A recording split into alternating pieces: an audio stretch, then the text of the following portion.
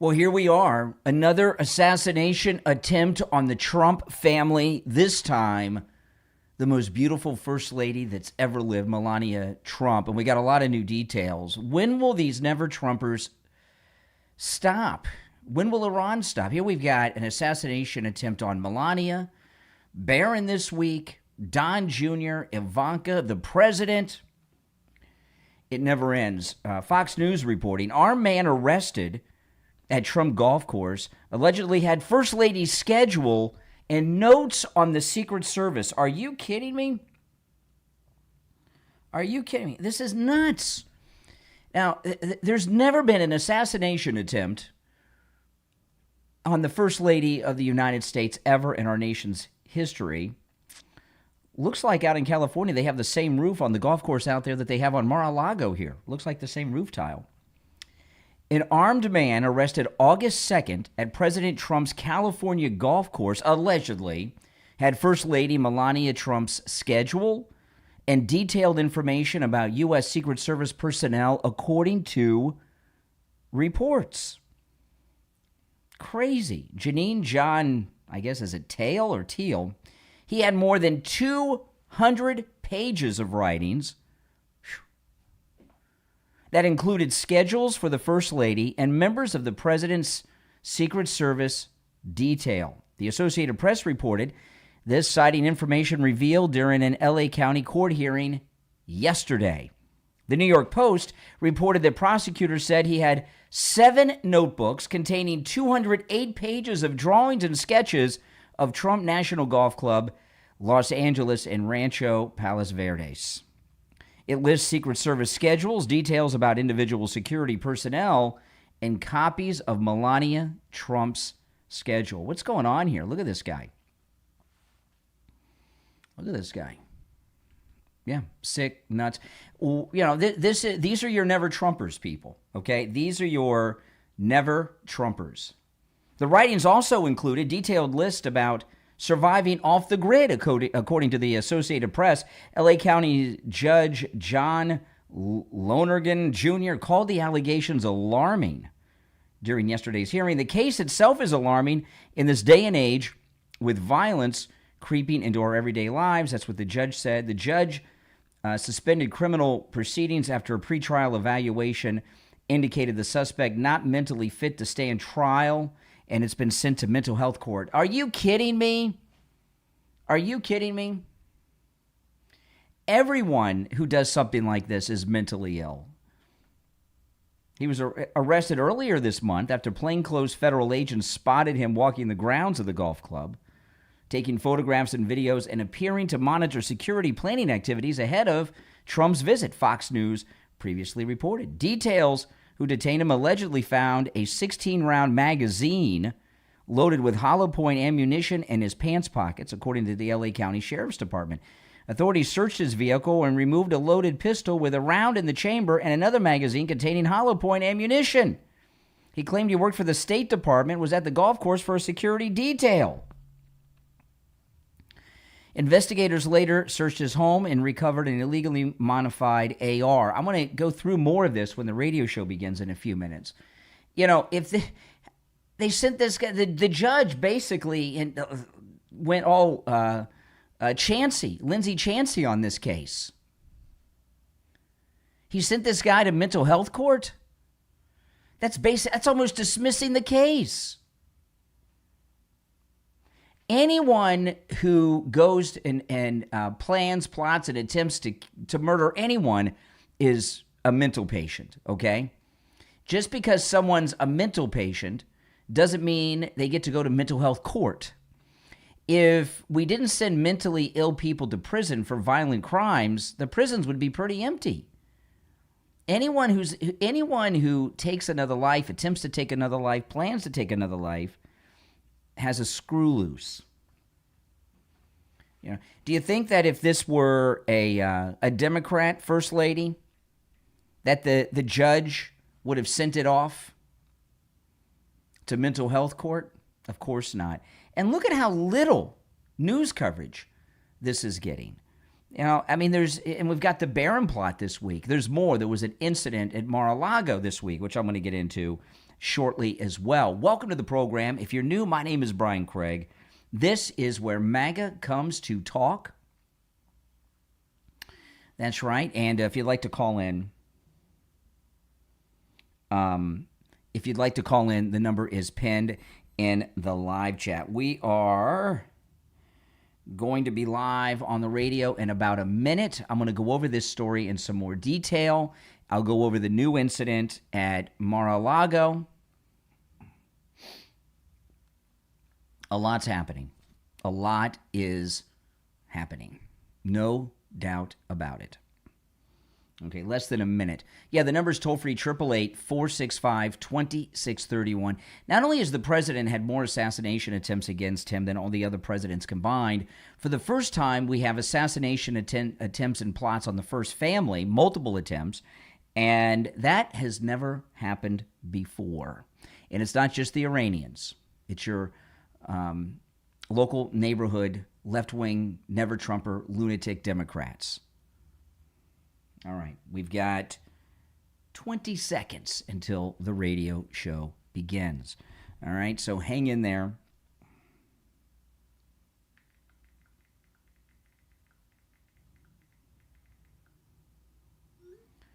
Okay.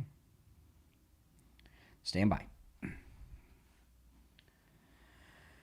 Welcome to the program, everyone. My name is Brian Craig, and man, oh man, do we have a lot to cover today. There's been a major development in Iran, which I'm going to get to shortly. But first, I want to talk about the latest on the assassination plot against Melania Trump. You know, Melania has now survived 2 assassination attempts. This one that's in the news today is in California. And, of course, the other was at the White House Correspondents' Dinner weeks ago, okay?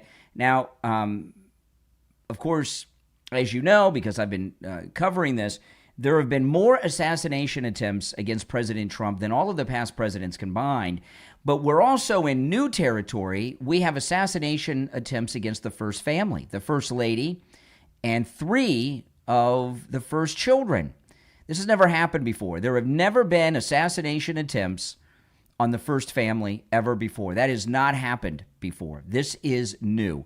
The first lady and the children all targeted.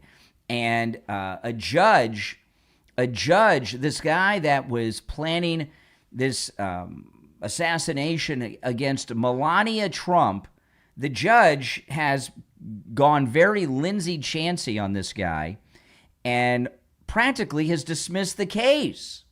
Practically. Let me go through this. I mean, this is disgusting. I've got a lot to cover. Coming up next after this story, there's been a major, major development with Iran that you're going to hear first here. I'm going to be breaking some news on Iran coming up. You will not want to miss it. All right? So let's go. This is Fox News. Armed man arrested at Trump golf course allegedly had Melania's schedule and notes on the Secret Service. This is incredibly detailed.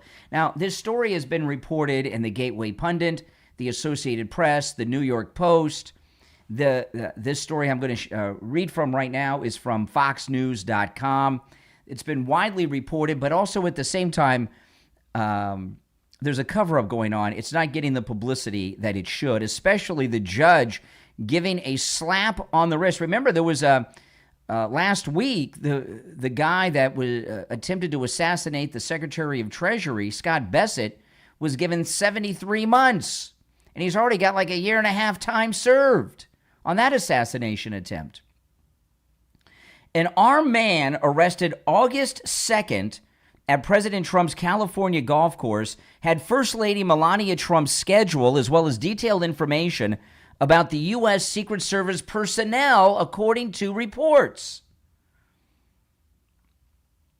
The monster had more than 200 pages of writings that included schedules for the First Lady and members of the President's Secret Service detail. And this was reported by the Associated Press. Yesterday, there was a hearing in L.A. County Court. The New York Post reported that prosecutors said the scumbag had 7 notebooks containing 208 pages of drawings and sketches of Trump National Golf Club, Los Angeles, and Rancho Palos Verdes. It lists the Secret Service schedules, details about individual security personnel, and copies of First Lady Melania Trump's schedule. Holy smoke. His writings also included detailed lists about surviving off the grid, according to the Associated Press. So he was planning an escape of going and living in the woods or the mountains or somewhere. Now listen to this. The LA County judge, while calling the allegations alarming during Wednesday's hearing, did something insane. The LA County judge, who I'm assuming is a liberal, the LA County judge suspended criminal proceedings of this guy after a pretrial evaluation indicated he was not mentally fit to stand trial, and the judge sent the case to mental health court. Now, if this had been any other first lady, do you think the judge in LA would have given this guy a slap on the wrist and sent him to mental health court? I've got news for you. Almost every single person in prison for any violent crime is a mental patient. Crazy people are the ones who do such things. This is a slap on the wrist. This is Lindsay Chancey.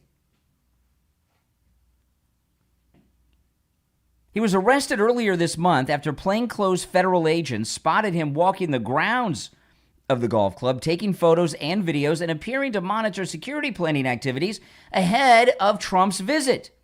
Fox News reported deputies who detained him allegedly found a 16-round magazine loaded with hollow point ammunition in his pants pockets, according to the LA County sheriffs. And the judge is letting this guy go off to the mental hospital? Are you kidding? Authorities searched his vehicle and recovered a loaded pistol with a round in the chamber and other magazines containing hollow point ammo. When caught, he claimed he worked for the State Department and was at the golf course for a security detail. Investigators searched his home and discovered an illegally modified AR platform rifle, a .45 caliber pistol, body armor. So, remember those guys that robbed the bank years ago in California wearing body armor and the police couldn't take him down? This guy had body armor. So he was ready for a prolonged gunfight. High-capacity magazines, bulk ammunition, radio signal devices.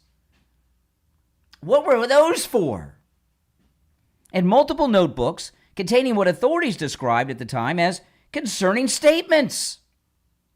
The FBI's Joint Terrorism Task Force, Secret Service, and LA County Sheriff's Departments have been investigating the case. He's a Marine who served in Iraq and Afghanistan. He'll remain jailed until a September 9th hearing at Hollywood Mental Health Court, according to the Associated Press.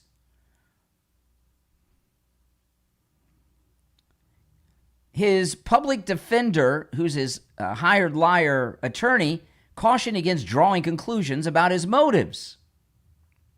He's a veteran. He served our country, and I don't know enough right now, but he has a family that loves him. Oh, well, okay. Send him home then with an ankle monitor. Are you nuts? We're in a whole new era. This assassin that was sentenced in the Scott Bassett attempt last week to 73 months, there are people out there that have auto loans longer than that. My goodness. There was another incident at Mar-a-Lago. Let me pull this up. Where is this story? I've got this story. Where is this story? Hold on. Listen to this. This is from our local news. This hasn't even made the national news. This is from CBS 12 in Palm Beach, okay? Channel 12 in Palm Beach. A woman was arrested Tuesday night, 2 nights ago, after police say a strange encounter at a closed Secret Service checkpoint near President Trump's Mar-a-Lago estate escalated into a pursuit that shut down part of South Ocean Boulevard for more than 3 hours. South Ocean Boulevard is A1A, the road that goes right in front of Mar-a-Lago. Town alerts show the road was closed from 6 p.m. until 9:30 p.m. According to a probable cause affidavit, the lunatic woman drove her gray Hyundai SUV into a closed checkpoint in the Bath and Tennis Club's west parking lot at Mar-a-Lago around 6:05 p.m. Investigators said no one was authorized to enter at the time. She allegedly parked beside the vehicle's screening tents, got out, and turned on a hose. When Secret Service agents approached and asked, "Who are you?" she replied, "I'm here for the car wash." The Secret Service agent attempted to photograph the SUV's license plate to determine whether she was authorized to be there. Police say she returned to the driver's seat, ignored repeated commands from the Secret Service to stop, and drove towards the agent, forcing him to move out of her path. Minutes later, the agent found the Hyundai outside an oceanfront estate half a mile away. After turning around, he reported finding the property's massive entrance gate knocked down. So we had a lunatic woman near Mar-a-Lago, perhaps testing security. We've got another lunatic who was very well armed with high-powered weapons and body armor and notebooks, planning to do something to Melania, the First Lady in California. What's going on with you guys on the left? What is wrong with you never Trumpers out there? When will this end? Barron Trump. This week we had the Iranian bounty, the Iranian plot against Ivanka, a Don Jr. assassin recently arrested. This, all the ones against the president. It never ends. It never ends. And the media, they do everything they can to not cover these stories properly because they really don't want you to know about them. Because, one, it's their people that are doing it, liberals and Iranians, who are their people too. They love the Iranians. Now, we're going to take our first break. I'd love to hear your thoughts on this. If this were any other First Lady, would the guy be sent off to mental health court in this Melania plot? Or would he be sitting in county jail awaiting trial? Our number is 888-465-2631. There's 888-465-2631. There's a major update on Iran, which I'm going to get to shortly. We've got a lot to cover. We'll be back right after this. All right, hang in there, guys. We will be back shortly. I will take some calls. This is insanity to me. This guy should not be sent to mental health court. He should be sent for the rest of his life to federal prison. I mean, this guy with the body armor, and he knew exactly what he was doing. Okay. Hang in there, guys. Hang in there. It's one of those days. It's one of those days. I've got so much to cover.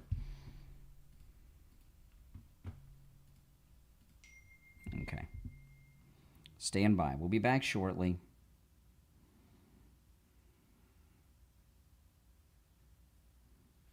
If you're on hold, stand by.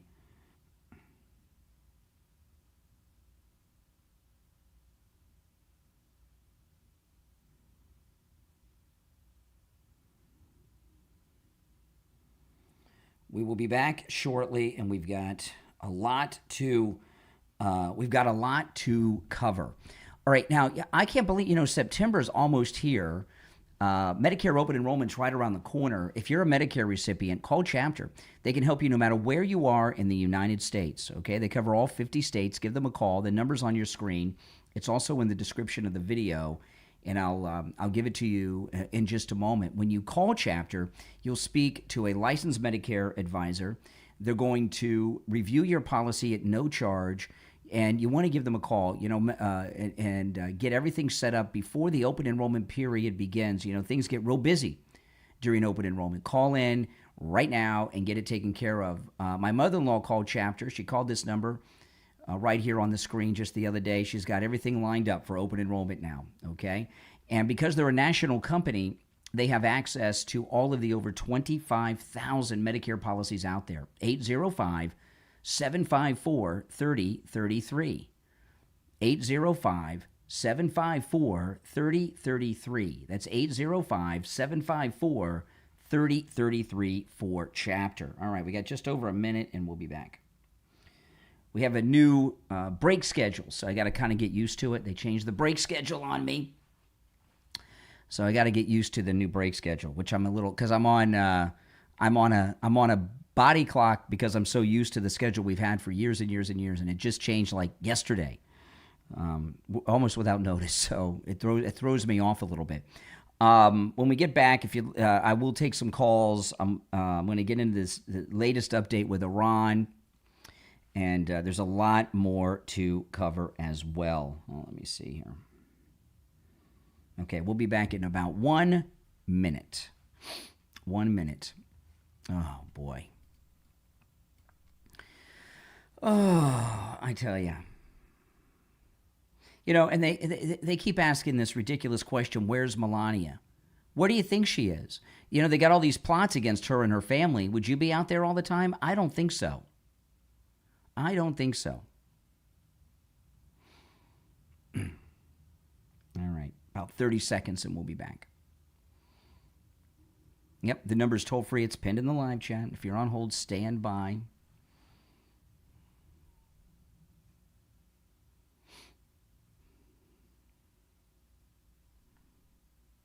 Hang in there. Oh, boy. Oh, boy.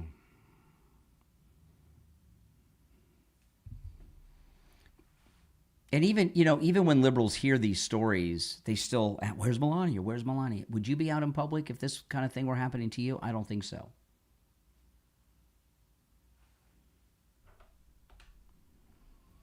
Welcome back, everyone. You know, this really scary plot against Melania Trump, and you have all of these idiotic Democrats. They keep asking this stupid question, where's Melania? And then when they say it, they pause because they think they've said something brilliant, so you're supposed to ponder the brilliance of their words. Well, we know where Melania is. She's not going out in public. Would you, if you had this kind of thing going on?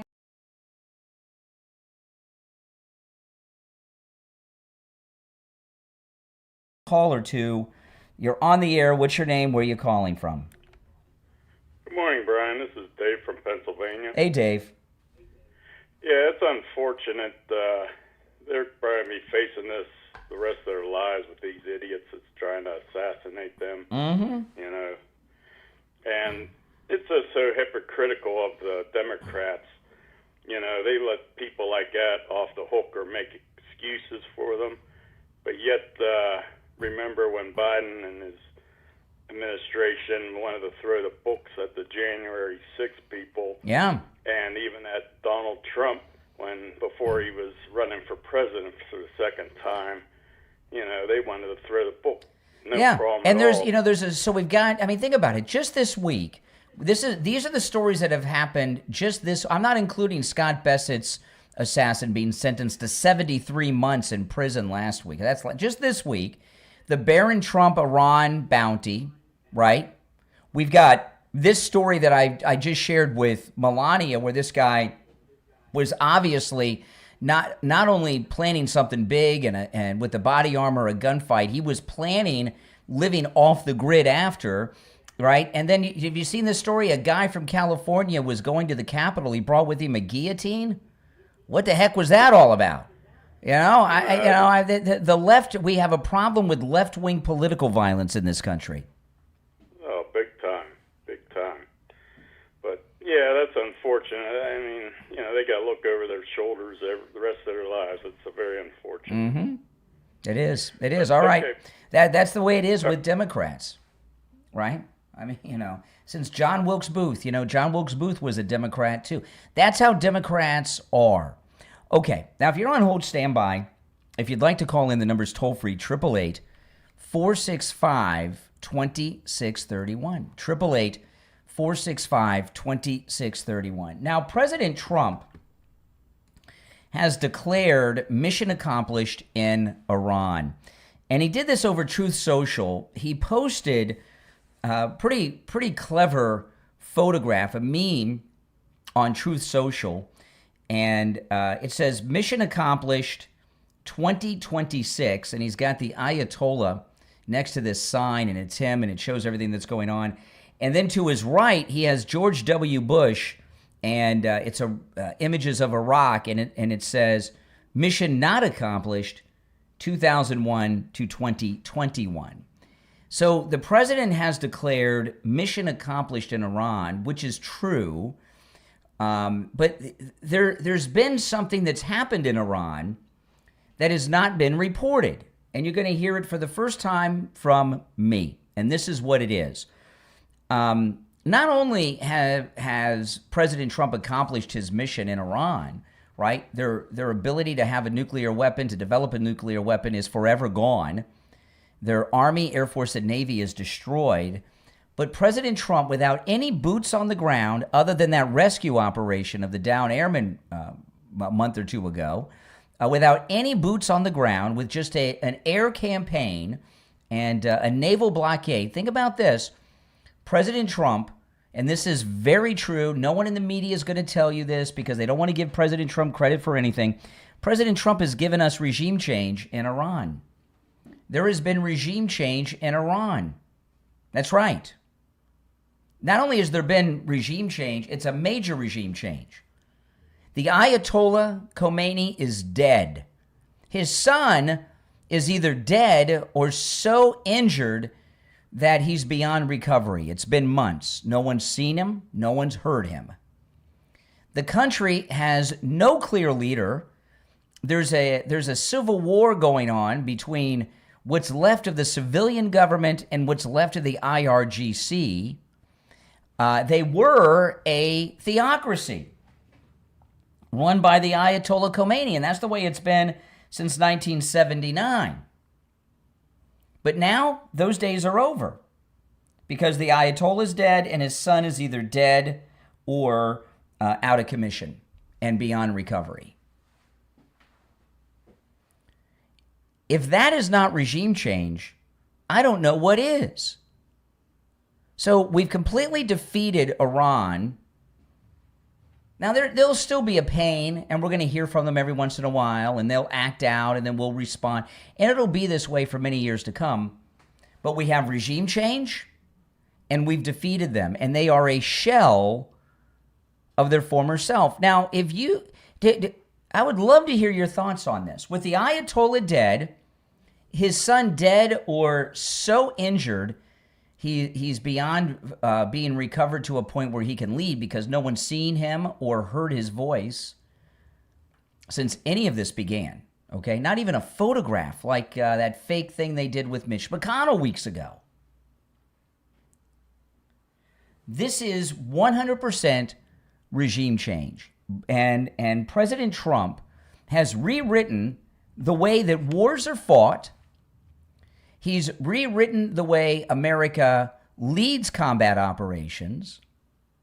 And he shows without any boots on the ground, you can have regime change.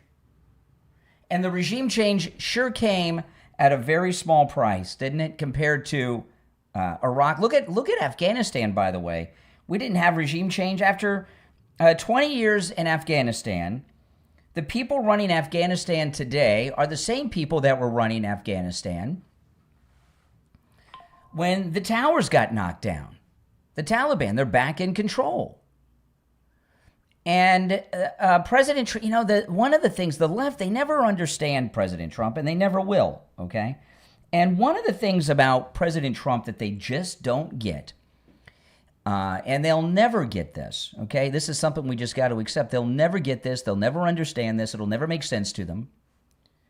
But he does not have this ego problem that they think he has. He's not an insecure person. And he does a lot of things that he doesn't run around and brag about. And one of them, and believe me, President Trump is very well aware that he has brought complete regime change to Iran. You know, when the Ayatollah Khomeini, the original Ayatollah Khomeini, returned to Tehran and took over in 1979 after they took our embassy, that was it. And these Ayatollahs have been running the country for 47 years. President Trump rid Iran of the Ayatollahs. Now, the media are never going to tell you what's really going on. They don't want you to know what's really going on, because what's going on is President Trump's accomplished something that no other president even dreamed of being possible. So regime change in Iran is a real thing. Now, we lost in this operation, and it's sad to lose one, but we lost 19. You know, you look at Iraq, you look at Afghanistan, and the loss of life and the wounded that came out of that. Oh, my goodness. It's truly sad. And with the loss of only 19, we defeated a major country that was pretty powerful, Iran, devastated their military and nuclear program beyond repair. We've brought about regime change with the loss of only 19 and without any boots on the ground. And now with this economic D-Day that's going on, they're going to go bankrupt. Now, yesterday afternoon, it rained like nobody's business. Not only was it raining yesterday, it was raining hard, and the winds, they were a-blowing. We had a rainstorm, and even the power went off at my house. Did that happen to you guys? If you have a wet spot on your ceiling after those rains yesterday, you want to call Tom Laporta at Laporta Roofing. You know, I was looking at that golf resort out in California where that guy made that plot, and I said, it looks like the same roof they have at Mar-a-Lago. You know, Mar-a-Lago has a very unique roof. You know, Tom Laporta at Laporta Roofing, he has the same tiles that are on the roof at Mar-a-Lago. So if you want to have the same roof that the president has, you want that Mar-a-Lago roof, let Tom Laporta know when you call that you're interested in having that Trump Mar-a-Lago roof. It's beautiful. But if you have a wet spot on your ceiling today, you want to call Tom Laporta. You've got a leak in your roof, okay? And you want to take care of that leak before it becomes a big, big problem for you. You may just need a simple repair. And Tom Laporta will never sell you a roof you do not need. He works on every type of structure, residential, commercial, even municipal. He works with every type of roofing material there is. He can handle the job of any size, whether it's one single-family home, one office building, or an HOA that has 450 units or even more. He can handle it. He covers both the east and west coast of Florida, from the Atlantic Ocean over to the Gulf of America coast and everywhere in between. This number rings directly to Tom Laporta's cell phone. Give him a call, 954-604-4602. 954-604-4602. That's 954-604-4602. And online, LaportaRoofing.com. We'll be right back.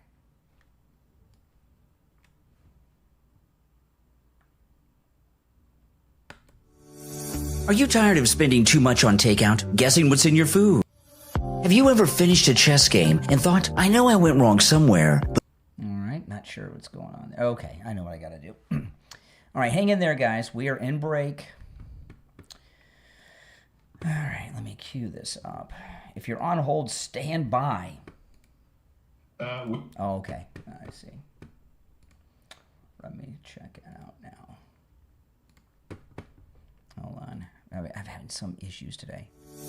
Are you tired of spending too much? Okay, I've got to fix that after the show. Okay. Got my audio sound bites queued up. Those of you on hold, don't go anywhere.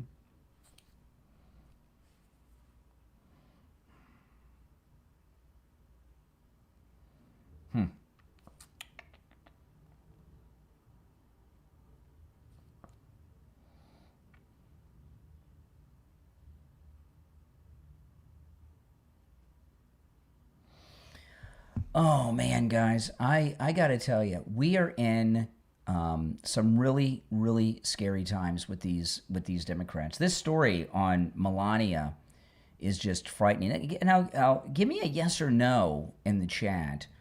Do you agree that we now have regime change in Iran? The Ayatollah's dead. His son's out of commission. It seems pretty permanent with that.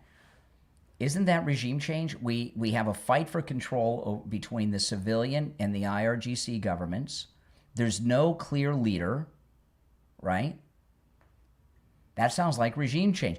We've undone their theocracy and replaced it with chaos and really a civil war between the civilian government and the IRGC. Do you agree with that? That is regime change, yes or no? What do you guys think? I would say yes. Yeah, it's regime change.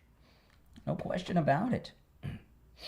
I've got so much to cover here. Where am I going to begin? I've got so much to cover. Oh yes. Oh, this is a good one. This is a good one.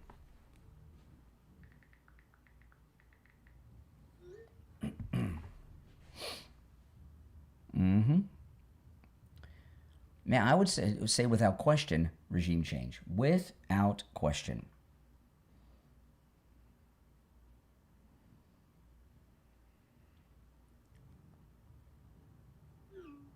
Okay, we'll be back in a couple of minutes. The new break schedule has me off just a little bit, but I'll get it figured out. If you're new, welcome. Make sure you subscribe. If you'd like to call in, the number's toll-free. We're in radio station break right now, okay? If you're on hold, stand by. If you want to call in, the number's toll-free and pinned in the live chat, 888-465-2631. 888-465-2631.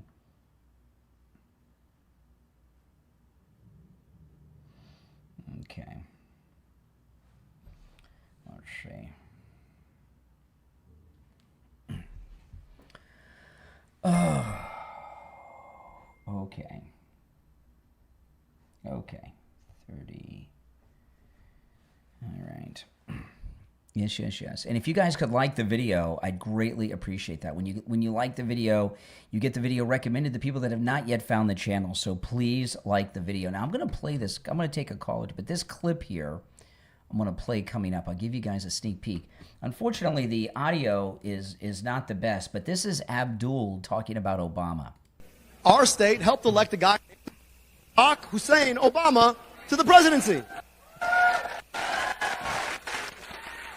And it was the first time I ever saw myself in a politician. Really? What did he said he saw himself for the first time in Barack Obama? Why would that be? What connection do they have? Our state helped elect a guy, Barack Hussein Obama, to the presidency. And it was the first time I ever saw myself in a politician. You know, Other than being Muslim, what could they possibly have in common? He says he saw himself. What would Abdul see in Obama that he sees in himself? Good question, huh? Yeah, that's a good one. I can't think of anything. The only thing I see with they're not doctors, right? The only thing they have in common that everything about him is being Muslim, Abdul. I can't imagine what else he's referencing. Can you? What else could he be referencing? No idea. All right, we've got about 20 seconds and we'll be back. Hang in there, guys. Hang in there.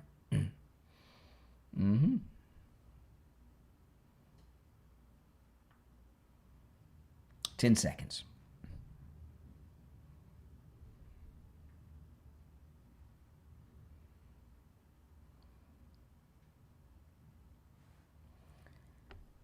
Oh, hold on. You're on the air. What's your name? Where are you calling from?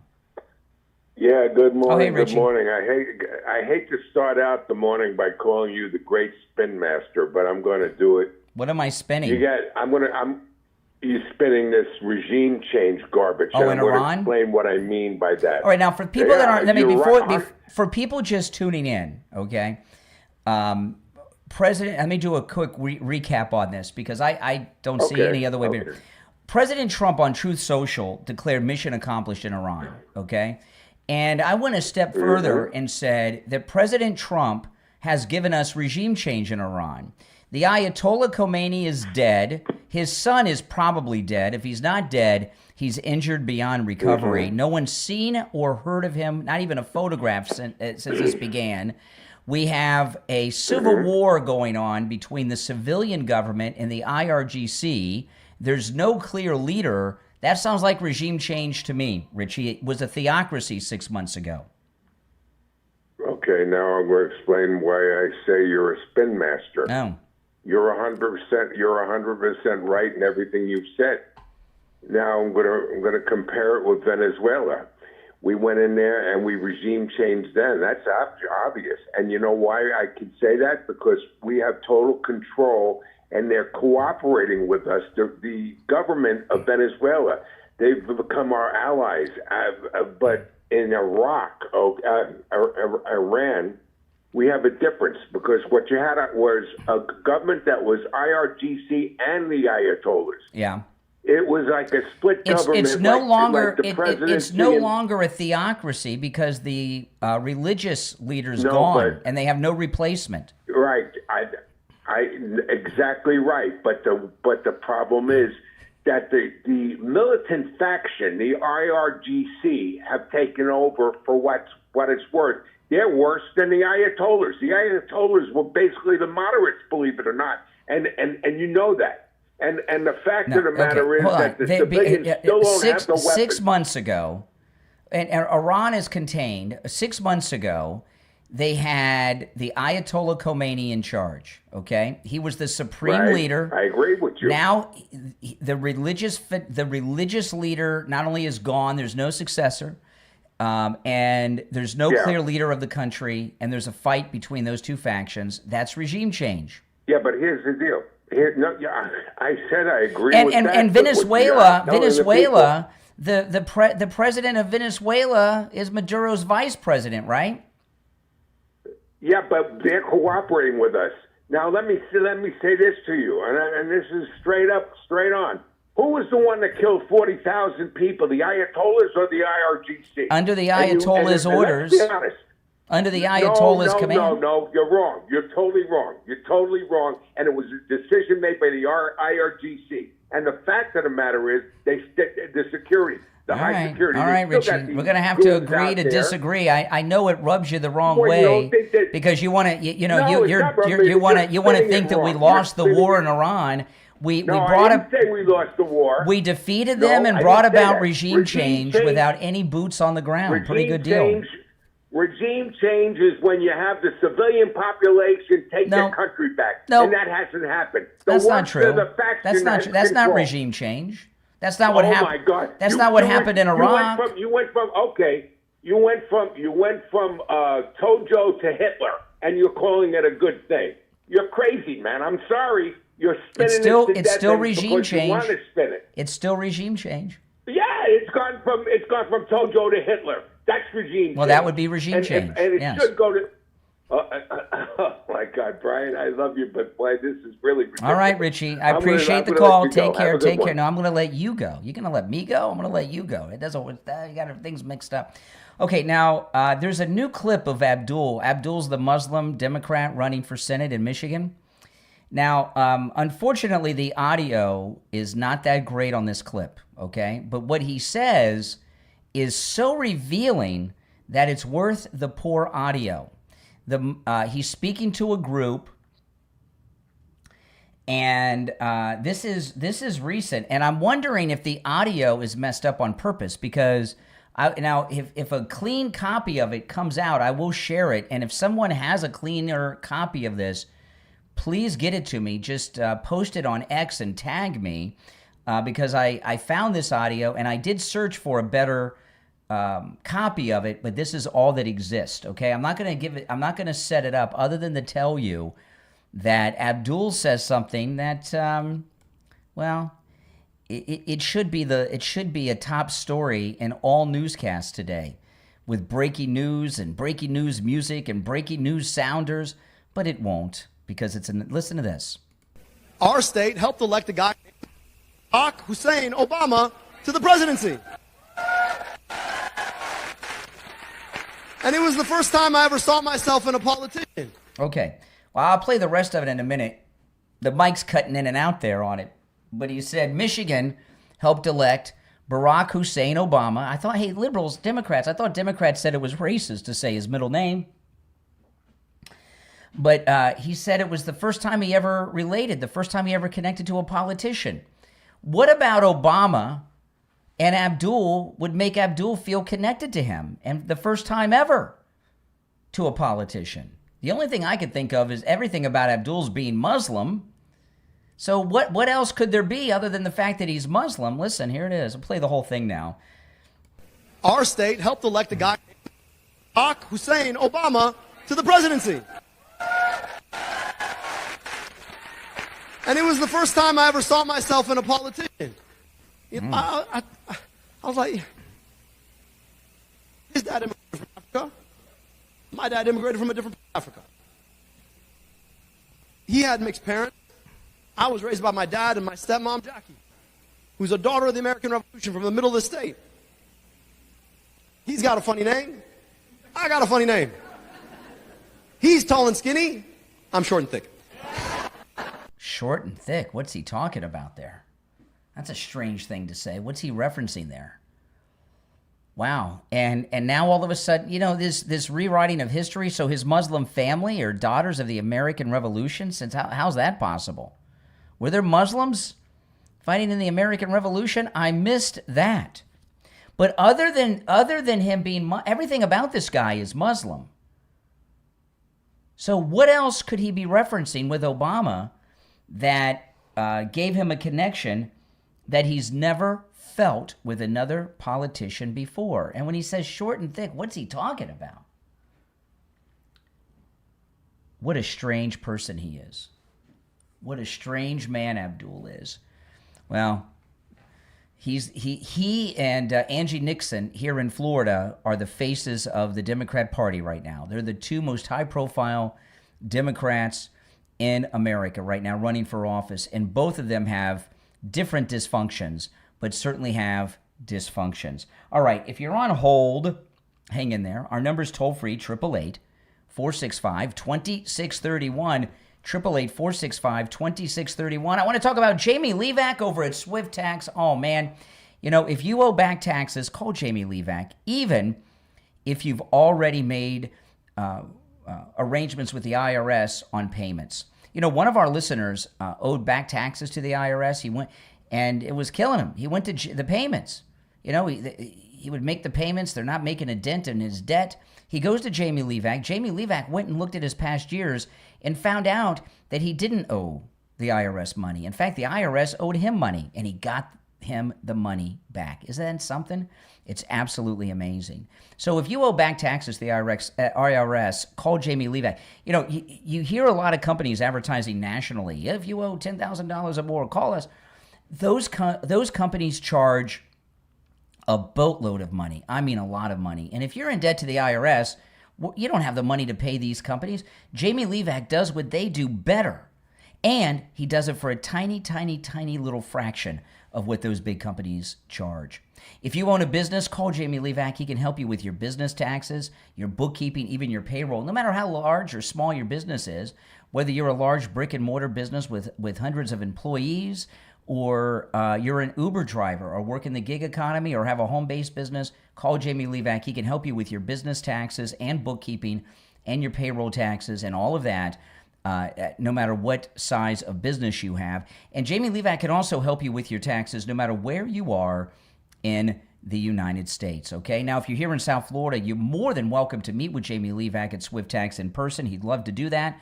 But if you can't meet him in person, or you're out of town or even out of state, call Jamie Levac. He'll help you no matter where you are over the phone. Call or text Jamie Levac at Swift Tax, 954-773-1587. 954-773-1587. That's 954-773-1587 for Jamie Levac at Swift Tax. We'll take our last break of the first hour and be right back. MyPillow's second annual mega sale. All right, I'm having some tech problems too, but that's okay. I'll get it taken care of. All right, where am I?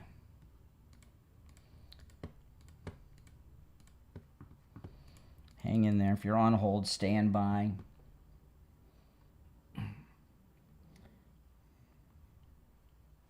Gotta decide where to go next. I've got so many things to cover.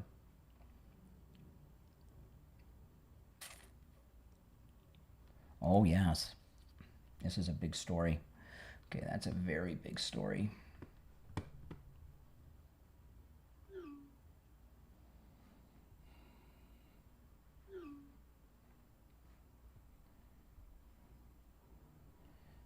Okay.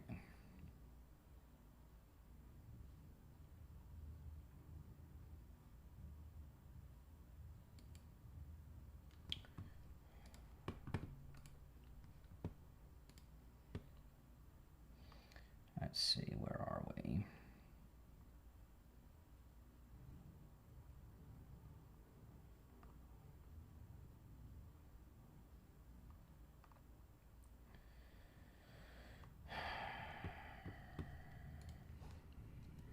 Hold on.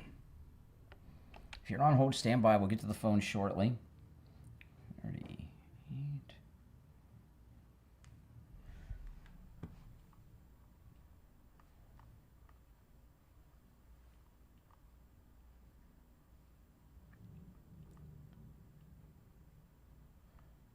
All right.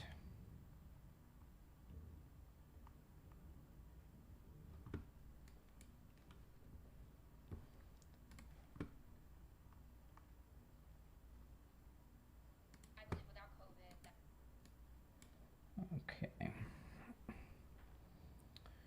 All right. I'll take some more calls when we get back. Stand by. We got about 1 minute. We'll be back. We're in radio break right now, so stand by, guys. If you're new, welcome. My name's Brian. This is where MAGA comes to talk. Make sure you subscribe. And everyone, if you could please take a moment to like the video. That helps spread the word about the channel. When you like the video, you get it recommended to people that have not yet found the channel. We have less than a minute, and we'll be back, okay? Oh, boy, oh, boy. I've lost track of how many attempts there's been on Trump and the family. I at some point, I'm going to have to put together a detailed list. There's been so many.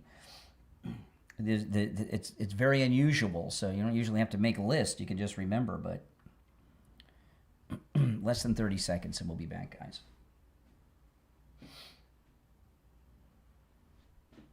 Yep, the number is toll-free. It's pinned in the live chat.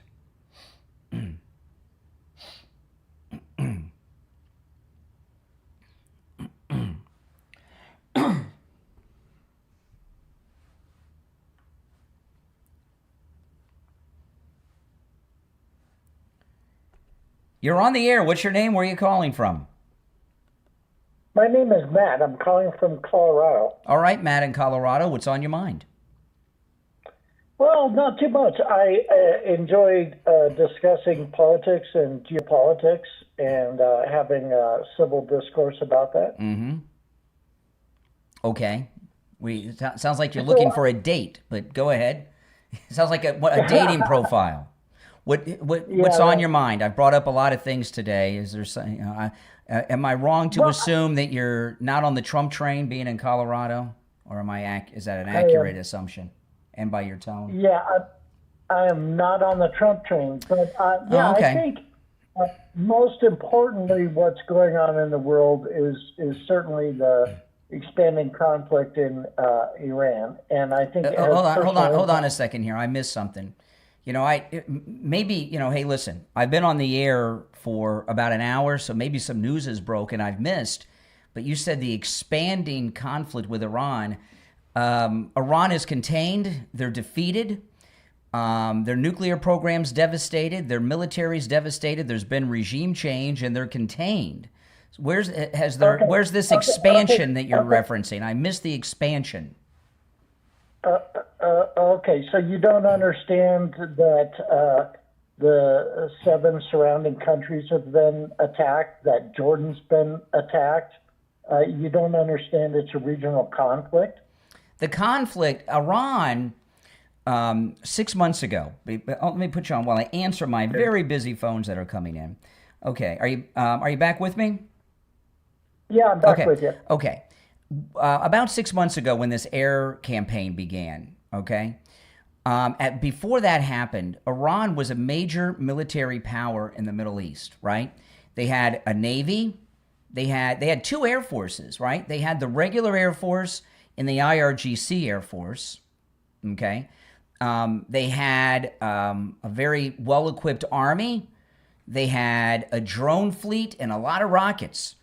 And yes, they did get off some rockets here and there, but that's pretty much all over. And what's happened? Okay. Let me finish my sentence and then disagree with it, so it'll sound like meaningful intellectual disagreement and not knee-jerk Colorado liberalism. So what's happened here is President Trump's made a pretty smart move, as opposed to invading like we've done with great loss of life on both sides in Afghanistan and Iraq. He brought about regime change and defeat in a different way. And while Iran from time to time will become a nuisance to us and may put together some rocket and fire it off, fire it there, they went from what some called a superpower 6 months ago to pretty much like the Somali pirates. They're a little nuisance nation now, just a little flea. They were a wasp, and now they're a flea. Okay. My turn yet, or sure? No? Yeah, it's a lot to take in. Okay, so let's just correct the record. First of all, you talked about the Navy. They never had a significant Navy. They do have a good drone fleet. They have miniature submarines. Okay. Second of all, you said a false statement about. First, that's not true. They had slow down on the Navy. I did not interrupt you. Hold on, the Navy. One second. Hold on, Colorado. Colorado, slow down. I did not interrupt you. You are now. You asked me. I want to stop on that one point. I want to stop on your one point. Not only did they have a Navy. Not only did they have a Navy that we sunk. They were doing naval maneuvers with Venezuela for years. They had the Soleimani off the coast of India. So that's what you said's not true. But okay, your next point. Yeah. So you asked me not to interrupt you, and I didn't. And so well, I'm the host of the show, so I get to talk whenever I want. But go ahead. Right. Yeah, you can be a dick whenever you want. Hey, whoa. So First dump of the day, Mike. There we go. Oh, my goodness. That's one. I don't think I've heard that one in years. If you're on hold, stand by while we wait for the delay to re-engage. What is it with the left in their mouth? Right? I can't let him go through a whole list of lies and then 5 minutes later come back. Oh, my goodness. I have not heard that word from a caller in years. Call us on hold, stand by while I wait for the delay to build back up. Those of you that are new to the program, when somebody uses a word that's not allowed on the radio, obviously we're on a delay, so we have to disconnect the caller and hit the dump button, which cuts out the profanity. So when I say the first dump of the day or the dump button or any reference that involves dump, a caller has just used some language that's not permitted over the radio, okay? And that's what that guy did. And don't you love how he was on this, he was on this moral superiority thing. I like the civil debate of two sides, and, I'm about thought and intellect and philosophy and discussions between men, like he's Plato or something, and then he drops language we have to dump. That's the intellectual elite of the left. Oh, my goodness. All right, now, while I'm waiting for the delay to re-engage, there is a story here I'll mention, because this is a good one. I was going to mention this after the top of the hour. The Democrats, we may have some Democrats doing some very naughty business here. This is in Breitbart, Democrats appear to be colluding with Canada's anti-Trump government. There's a trade war going on. There's trade hostilities, a trade war, not physical hostilities, but figuratively, that we're in a trade war. Canadian Prime Minister Mark Carney appointed a longtime Democrat political operative to a newly created senior position in his government in Canada. The latest action in a long history between prominent Democrats colluding with Canada's leader to oppose the Trump administration. The two countries are now embroiled in a tense back and forth years in the making that threatens American interest on trade and national security. Carney, this is the Prime Minister of Canada. Carney appointed Maya Johnson as Chief Operating Officer of the Prime Minister's office. The position is the equivalent of White House Chief of Staff. She concurrently serves as Senior Special Advisor for United States Stakeholder Strategy. What makes the arrangement unusual is she is an American citizen. As Carney's top deputy, it's unclear what access she receives to classified or secure materials. Her professional history, includes this. In 2016, she was listed as Director of Scheduling for Hillary Clinton's presidential campaign. In 2020, she worked for Michael Bloomberg's political consulting firm and provided strategic consulting services to the Biden campaign in 2020. So it looks like the Democrats are working with a foreign government. That's a felony. Hatch Act. Looks like the Democrats are working with a foreign government that we're involved in a trade war with right now. She comes back to the U.S., she should be arrested on the spot. You're on the air. What's your name? Where are you calling from? Hey, Brian. What's this music that we listen to while we're on hold? It sounds like Muslim music. No, it's not. It's not Muslim music.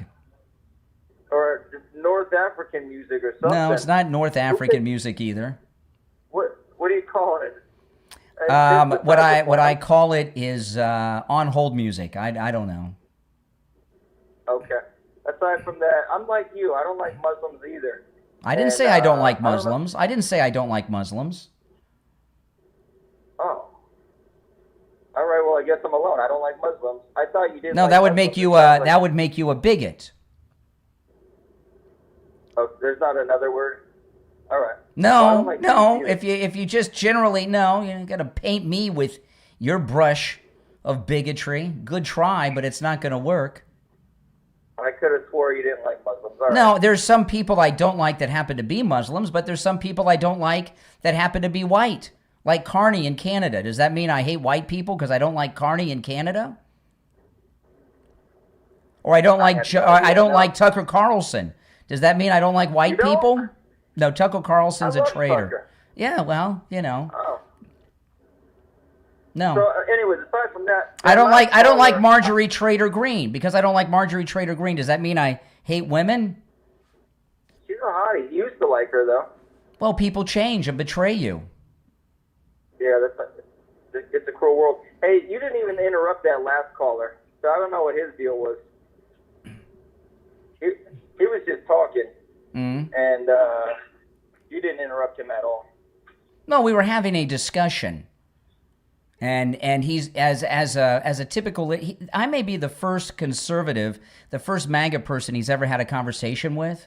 So when he's sitting around at the Colorado pot cafe where they go and buy and smoke their legal weed in Colorado, when he's sitting around with his friends high, reading poetry and reading the HuffPost and talking about the latest hits on MS Now, he's probably the smartest guy in the room where all the stoners think he's brilliant.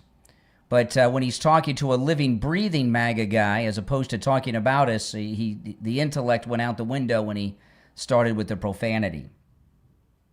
Yeah, it makes for some good All right, conversation. it was good. I got to run. Hey. We're coming up on the top of the hour break. I'll give you the last grab word. Grab her by her pussy. Okay, there we go. Boom. Second dump of the day. There we go. Second dump of the day, Mike. Oh, my goodness. There we go. Mm-hmm. Yep. Oh, my goodness. See how he was trying to portray me as a bigot, and then what he did at the end? That's liberals. We'll be right back.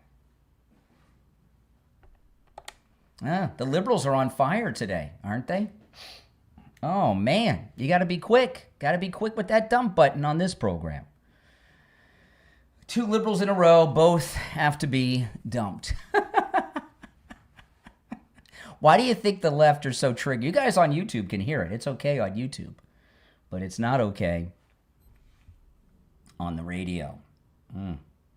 Why do you think that is? Why do you think they use that kind of language? What do you think it is about these liberals? Any ideas?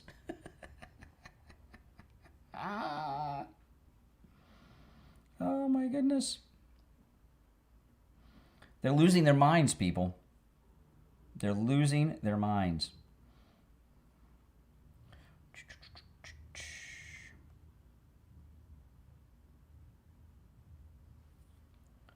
Let's see here.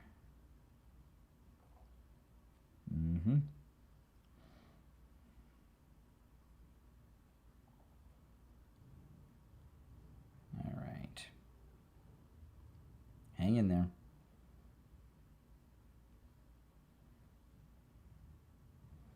Hang in there.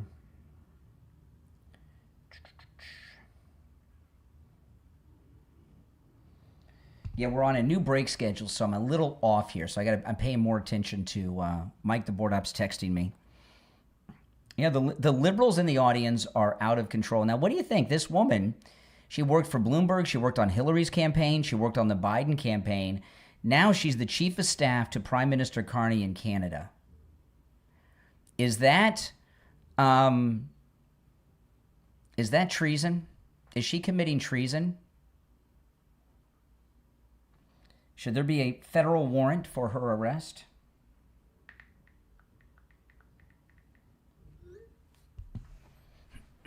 I'm glad I explained to the new listeners what the dump button is. They have no idea what we're talking about. Hold on 1 second, guys. Oh.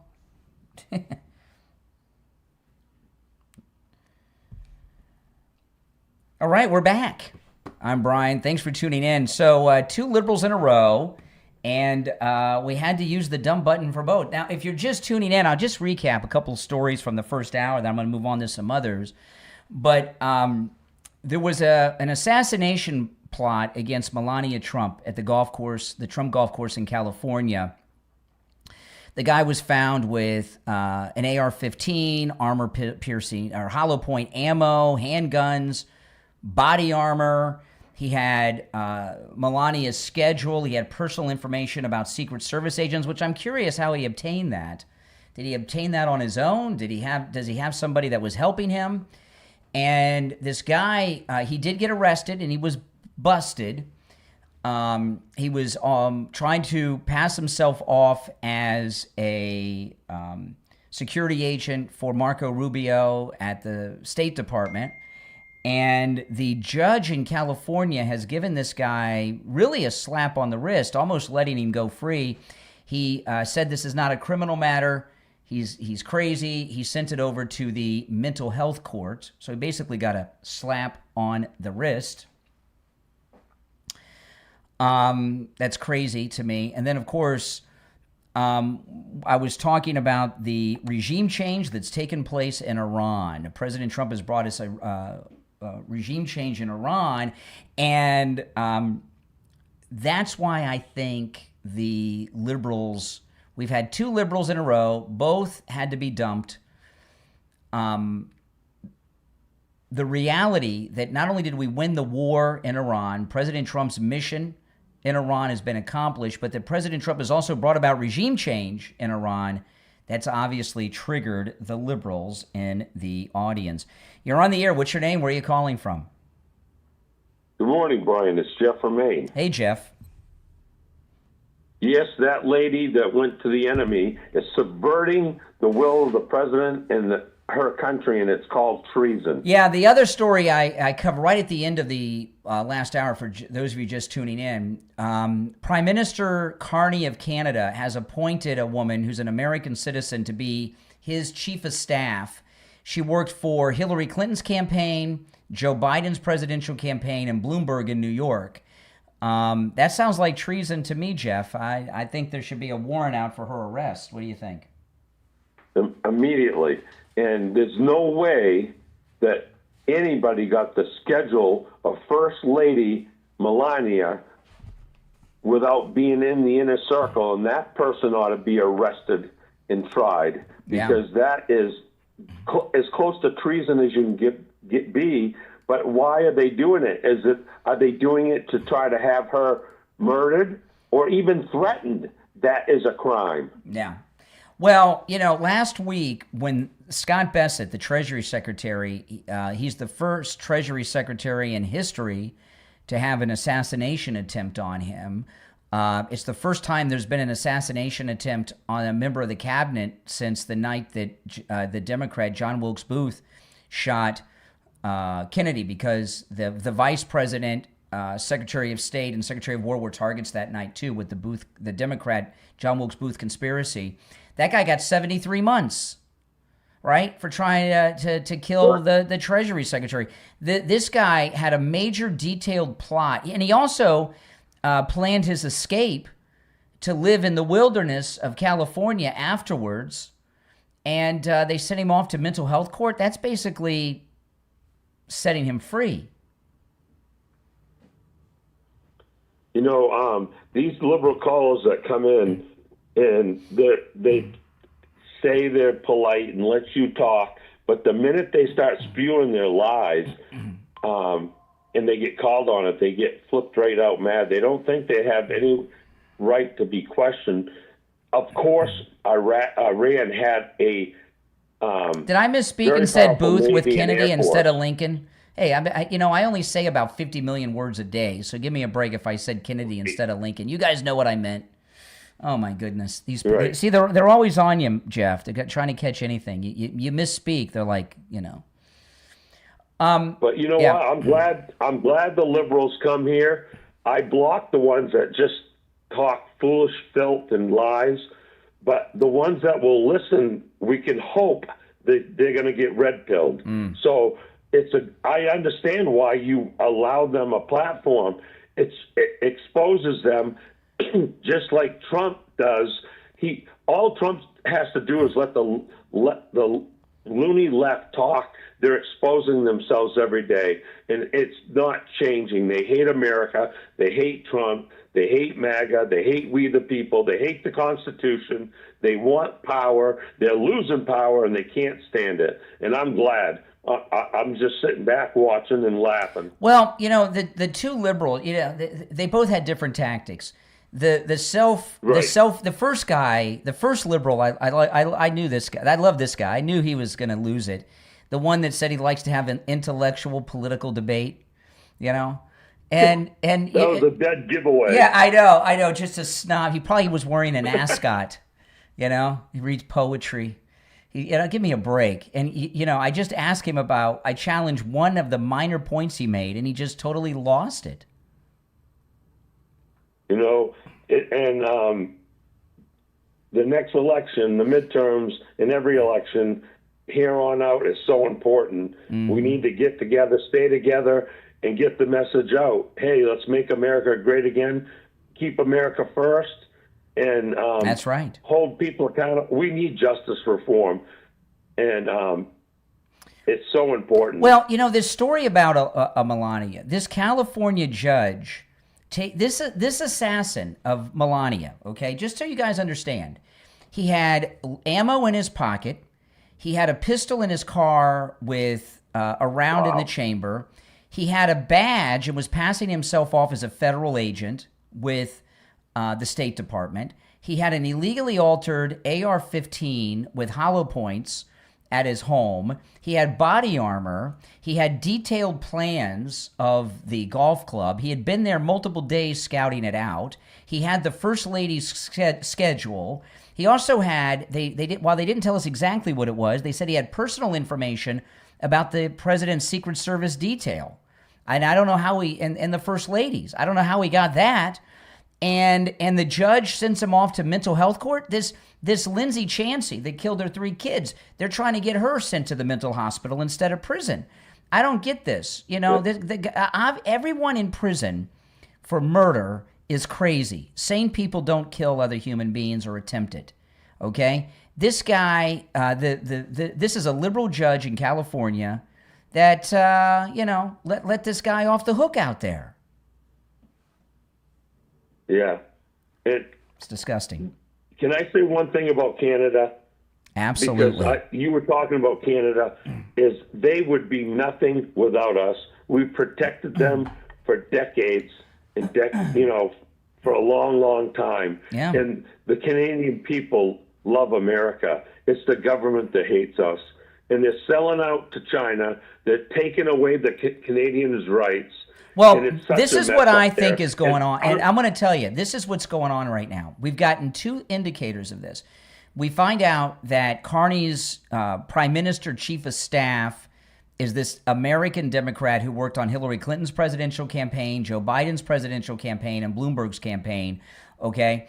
Ford, the premier of, which one is he premier of? I forgot which prime. It doesn't matter. They're so insignificant. But he said that if he could, he'd come to America and campaign for Democrats. Now this trade war makes sense. The Democrat Party is colluding with Canada, creating a trade war crisis as a midterm election tactic. The Democrats have their top candidates are Abdul and Angie Nixon here in Florida, two nutbags, and they're creating a crisis with a foreign government to try to have something in the midterm elections to run on. I think this all shows that Ottawa, I think Ford's the premier of Ottawa. No, Ottawa's a city. It doesn't matter. That's how insignificant Canada is. We don't even know who their players are. But they've created a trade war to have an election tactic. This is criminal. Yep. It's a violation of the Hatch Act and treason. Yep. Maine borders a lot of Canada, and I used to love to go there, and I haven't been there in Ontario. 20+ years. Ford's the premier of Ontario. Thank you very much. Yeah, I mean, I wouldn't go, but this is what's going on. And this Democrat from Hillary in Biden's campaign, she worked on Biden's presidential campaign in 2020. How'd she end up as the chief of staff to Carney, a girl who worked for Biden's 2020 presidential campaign? How crazy? What other conclusion can there be other than the Democrats are creating hostilities with a foreign nation that been at peace with since the War of 1812, because they were with the Brits, But that's a long time, a couple hundred years. And Canada's, I think, is lost. I don't know how they can save their country from what their government's doing. Exactly. Is there any? The only thing that could happen is if Canada joined forces with America and kick China out of their country. That's the only sign we'd see that they're saving their country. I think it's coming down to that right there. Absolutely. All right, Jeff from Maine, you take care. I appreciate the call. If you're on hold, stand by. If you'd like to call in, the number's toll-free, 888-465-2631, 888-465-2631. Does it appear to you that the Democrat, based on what we're seeing here, that the Democrat Party has worked with the Canadian government to create this trade war? Why are we having this trade war all of a sudden? And then this information I just broke this morning to you. I want to take a moment to talk about Friendly Tire in Margate, where you can get new tires out the door and on the road for as low as $75 a tire. Isn't that something? Friendly Tire doesn't charge you to balance the tire, mount the tire, or dispose of your old tires. And I've been a customer there 15, 20 years, easy. And no matter what type of vehicle you have, Friendly Mike at Friendly Tire can get you incredible deals. If you have run flats like I have on one of my cars, oh boy. My last car, I bought it, and the only reason I got it with the run flats on it came with run flats, which are very, very expensive, is because I know Friendly Mike at Friendly Tire. He has incredible deals on run flats. If you have a Tesla, he's got the special tools for that, and he can get all the name brands you know and love, too. He also has thousands of good used tires in stock for just as low as $35 a tire, and that's out the door and on the road, too. That's right. Give him a call. He also does tire repairs. My father-in-law went in there for a tire repair the other day. 954-977-9445. 954-977-9445. That's 954-977-9445 for Friendly Tire in Margate. We'll be right back.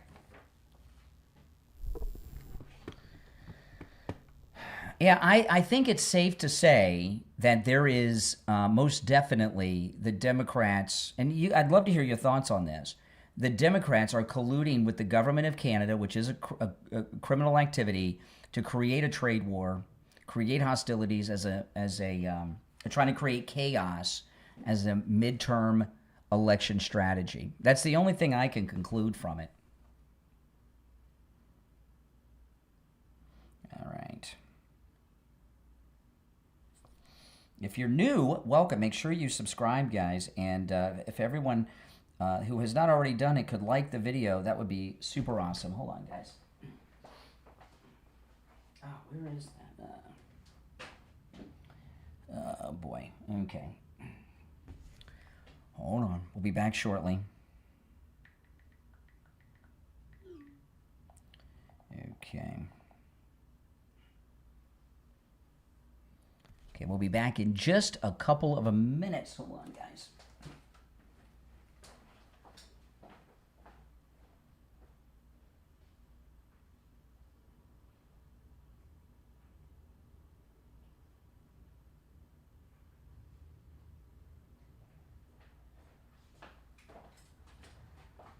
I was looking for my laptop.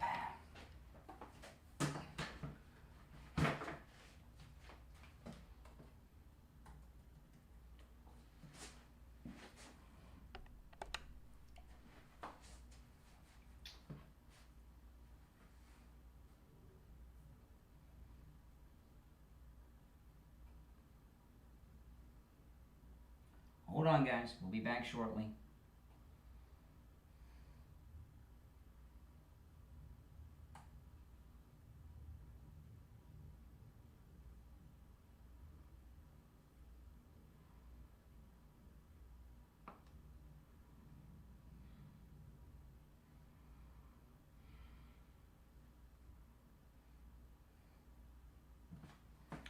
Okay, if you're on hold, stand by. We got about 90 seconds. We'll be back from the radio break.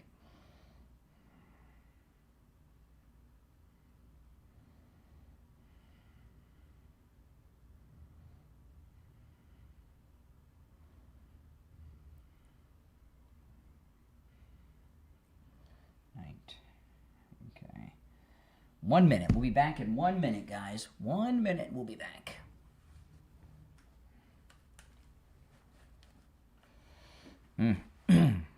Stand by. Less than a minute now. Things are not going well for the Democrats. Mm-hmm.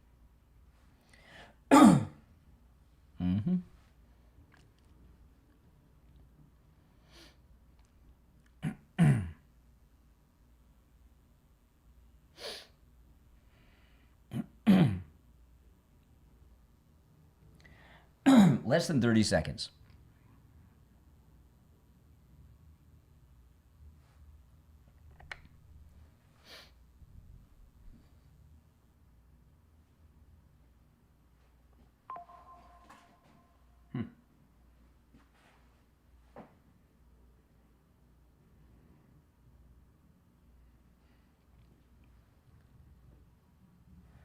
All right, we're back. You're on the air. What's your name? Where are you calling from?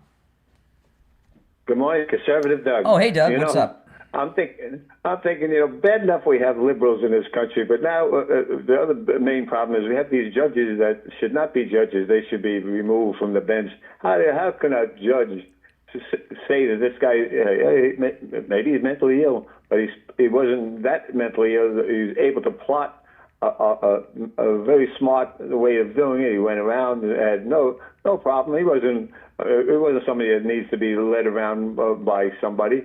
This guy knows what he's doing.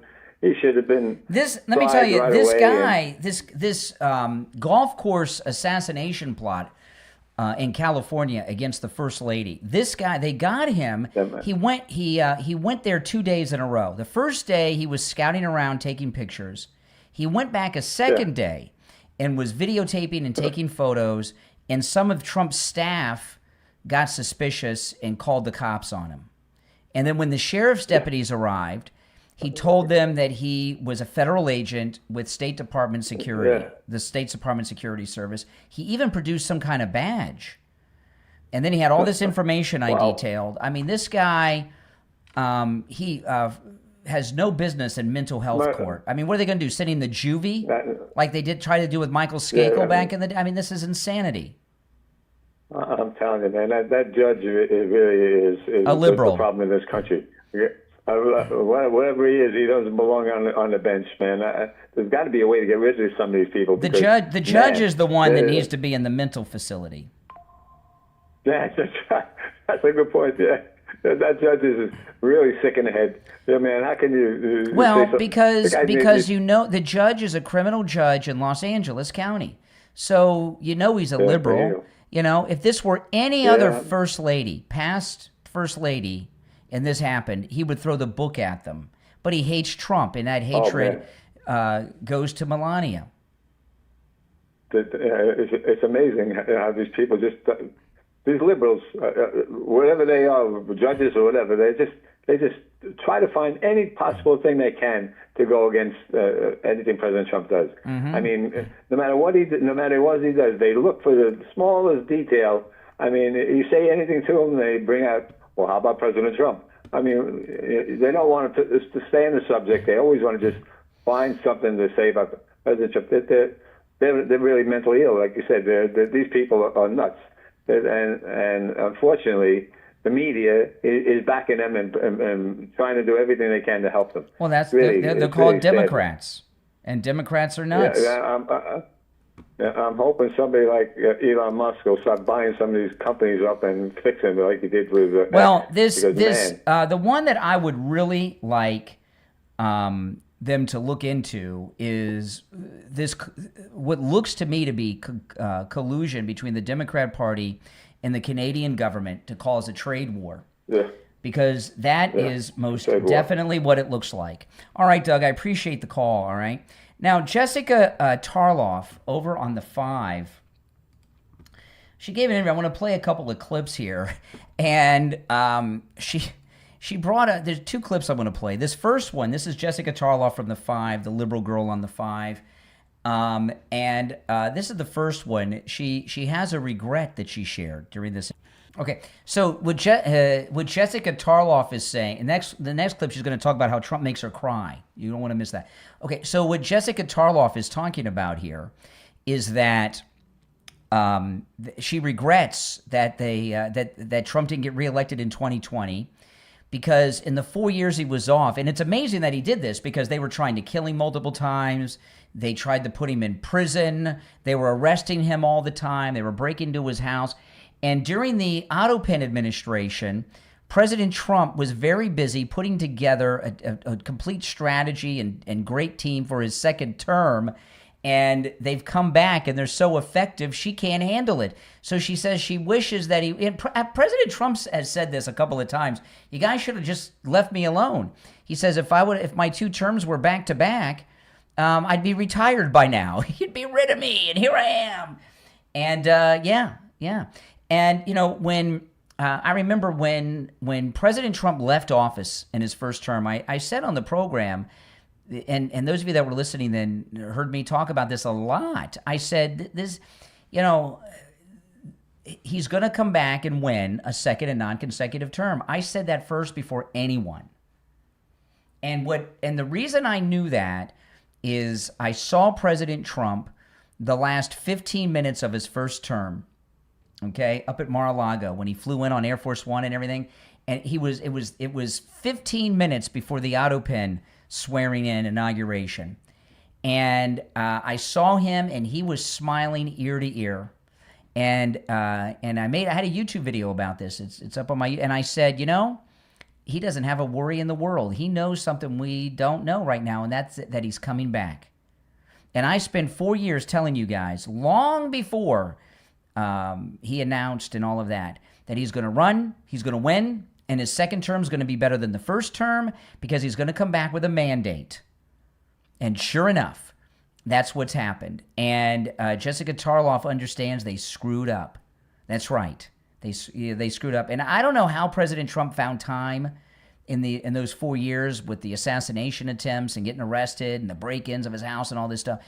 How he found time to organize his team the way he has, but he did it. And then Jessica Tarloff, she talks here about how President Trump makes her cry sometimes. She actually, it's literally, not he's being fed by the five, and she cries in her pillow in her husband's arms. Oh, my goodness. You know, get a thicker skin, okay? Get a thicker skin, Jessica Tarloff. I mean, the things that people say about him, they shot him, and they've tried to do it again, and you're the victim? I want to talk about Sloman Central Air Conditioning. Oh, man. Guys, if you've been putting off getting a new unit, it's time to stop because Sloman Central Air Conditioning has a deal that is the best deal I've ever seen on an air conditioning unit for your home here in the state of Florida. Listen to this. With Sloman Central Air Conditioning, you can get a high-efficiency, 5-ton, 18-SEER system that uses R454B refrigerant for just $59.99 with zero down, zero payments, and zero interest for 8 months. It comes with a 5-year bumper-to-bumper service plan, which includes annual system maintenance, filter replacement, and refrigerant, so there's no annual maintenance cost. You'll also receive the Sloman Shield home security system installed with 5 years of professional central station monitoring included in your AC package. What an incredible deal. Give them a call right now, 561-217-COOL. That's C-O-O-L. 561-217-COOL. 561-217-COOL. We'll be right back.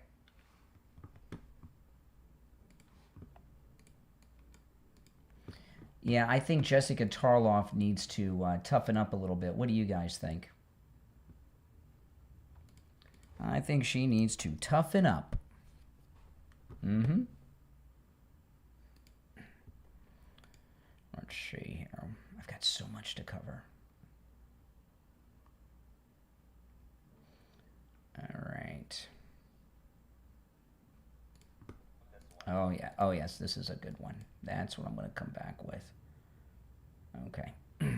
All right. I'm going to come back with this one. I'm not going to tell you guys what it is till we're back.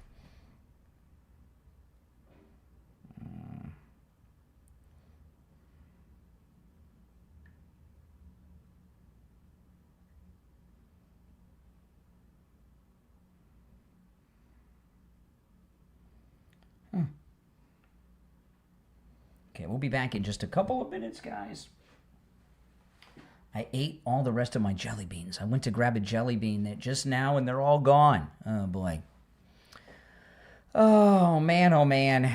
Welcome, everyone. Those of you that are new, welcome, and make sure you subscribe. And if everybody could please take a moment to like the video. When you guys like the video, it really helps a lot, okay? And if you'd like to support the channel, become a member. Click the join button there. It's just $5 a month. You're supporting me. You're supporting the content. And you get access to the members-only emojis. And my wife put together last week a whole bunch of new members-only emojis. And you get your number or your name standing out in a different color so I can see your chat better in the live chat. So just click that join button, become a member, and that'd be appreciated too. Yes, yes, yes. Yeah, Jessica, I mean, everything they've done to Trump, and she's the victim, right? Give me a break. You got to have a thick skin. I mean, look at the trolls in the live chat. You know, the things they say about me. Do you ever see me get upset? Nope. Who cares what those? You don't care what, you know, when people, you know, what do you care? People say terrible things about you. That's part of the job. Yeah, the jelly beans I eat are sour. Yeah, I eat the sour jelly beans. I like sour. All right, we'll be back shortly, guys.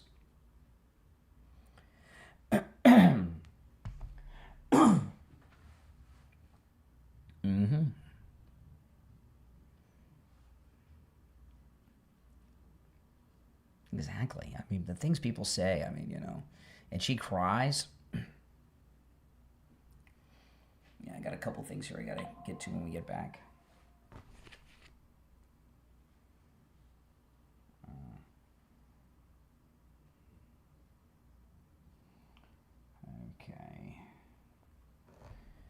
Okay, hang in there, guys. Less than 2 minutes.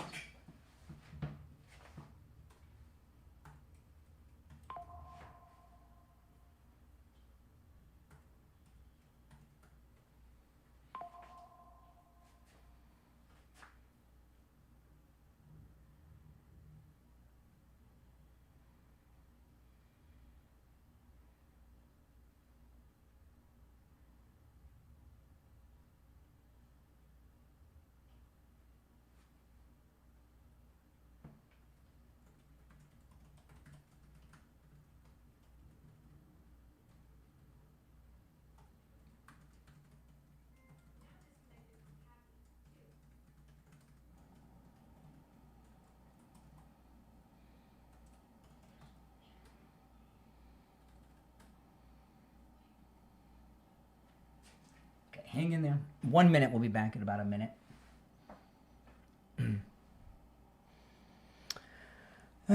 You're all welcome to call in. All opinions are welcome. The toll-free number is pinned in the live chat. Less than a minute. We'll be back. Hold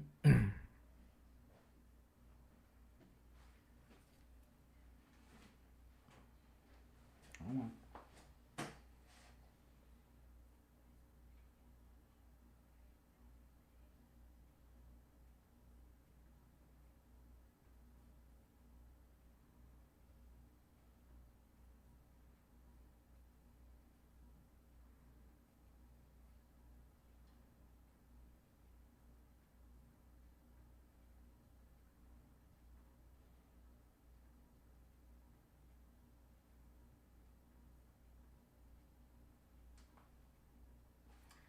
We are back. I'm Brian. Thanks for joining, everyone. And man, oh man, we have so much to cover. I've covered a lot. Okay, now I wanted to share this. This is amazing. This is from CNN. I love it. This is great. And listen, this CNN, some information on our president. This one. Okay. The president Republicans most admire.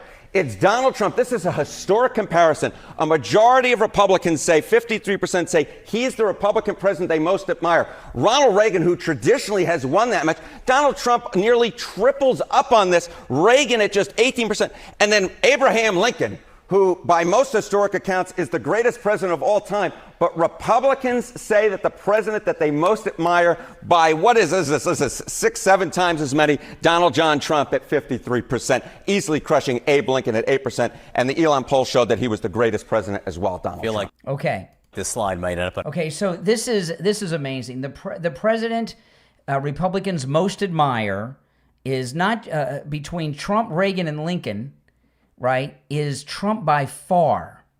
Trump by far, right? Trump at 53%, President Reagan at 18%, Lincoln at just 8%. That's amazing, isn't it? Isn't that something? Well, explain this to me. CNN, they're promoting that. They've been trying to get this narrative going for quite some time that MAGA voters are just fed up and they're tired and they're moving on and they're rejecting Trump. Everything with the left is a false narrative, right? And they're promoting this poll, which is a bunch of nonsense, that low T Tallarico, T for testosterone, that Tallarico is now in first place in Texas. Are you kidding me? A guy who doesn't want the Bible in schools or in public, and he wants the Quran, and he supports boys and girls sports and all this lunacy.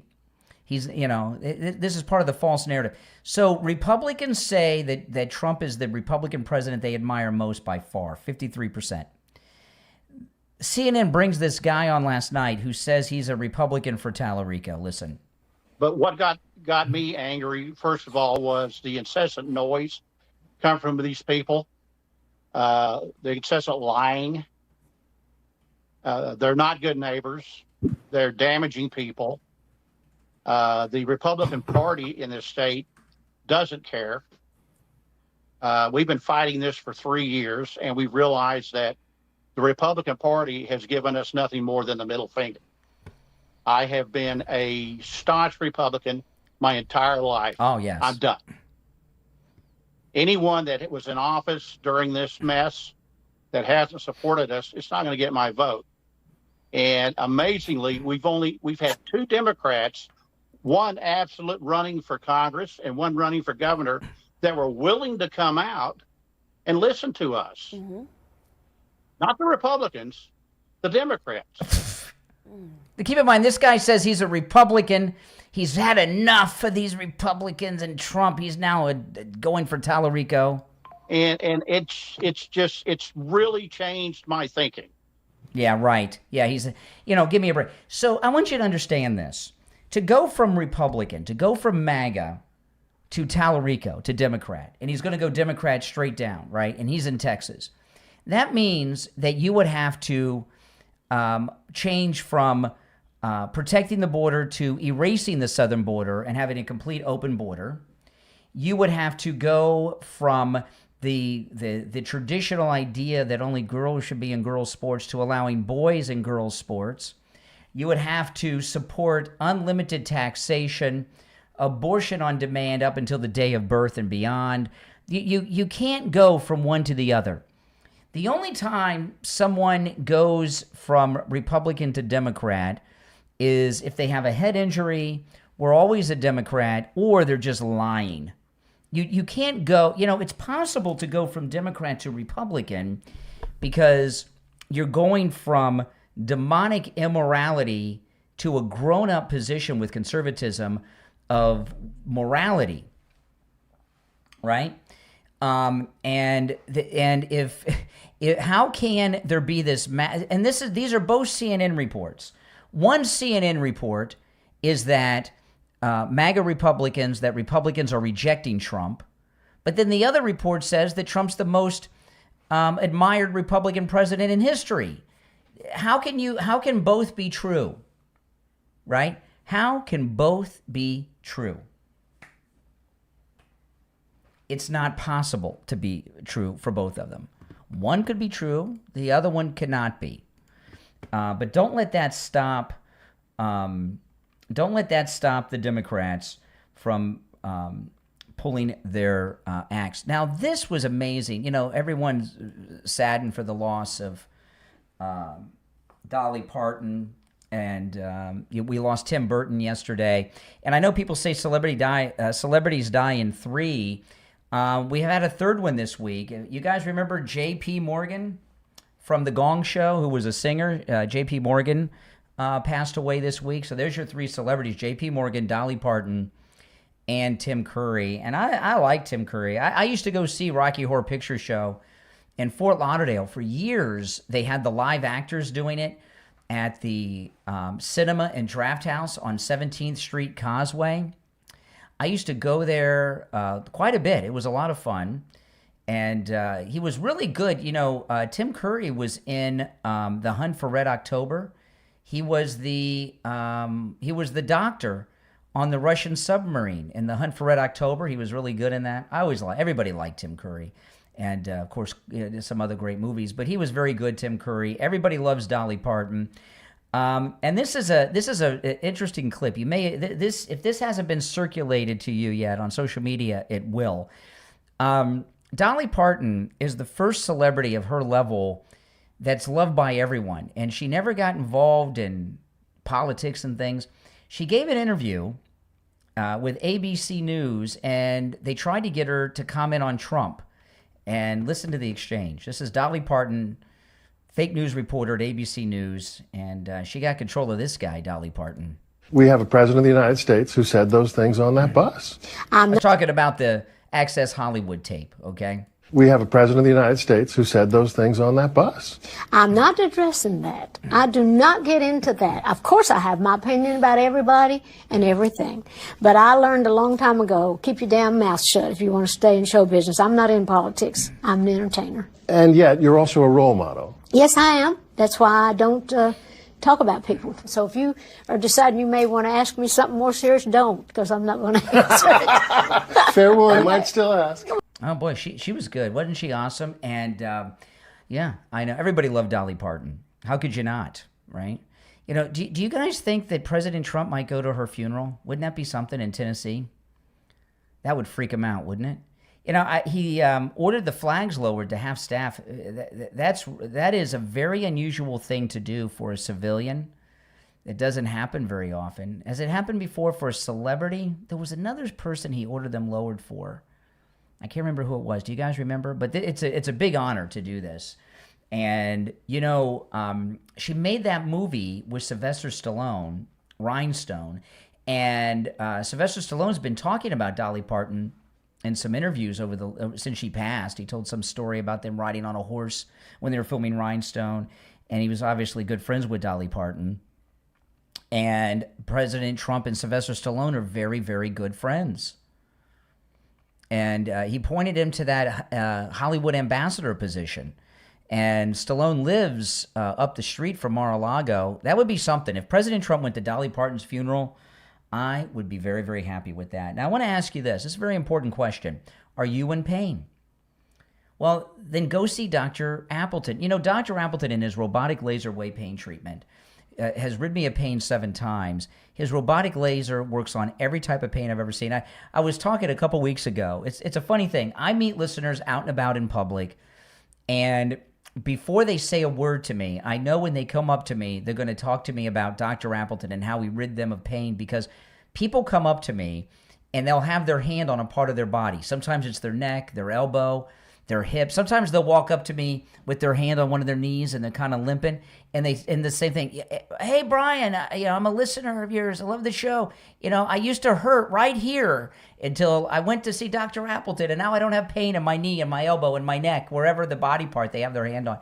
It's kind of funny. I don't usually say anything to them until they tell me, but I get a kick out of it, and that's awesome. And when I talk about Dr. Appleton and his robotic laser, and then I meet people that are living pain-free. I know what it's like to live in pain, because I did. I lived in a lot of pain until Dr. Appleton rid me of pain and suffering with his robotic laser wave pain treatment. And it makes me feel so good that I was able to share Dr. Appleton and his robotic laser wave pain treatment with you. Go see Dr. Appleton. Appointments are not necessary. Walk-ins are welcome, even on Saturdays. Works on every type of pain I've ever heard of. And the consultation is free. If you have x-rays or scans, bring them with you.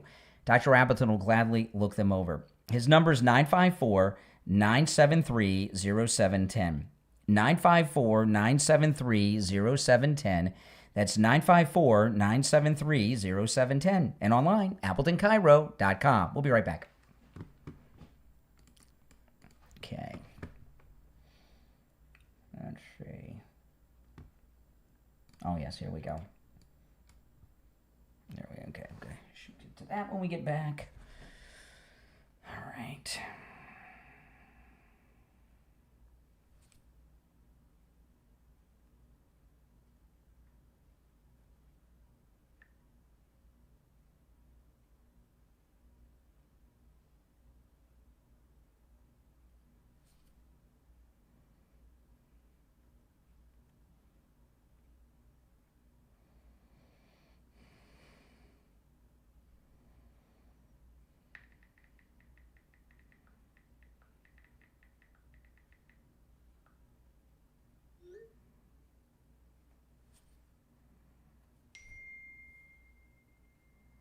Okay, stand by, guys. We'll be back shortly. We're on radio break right now.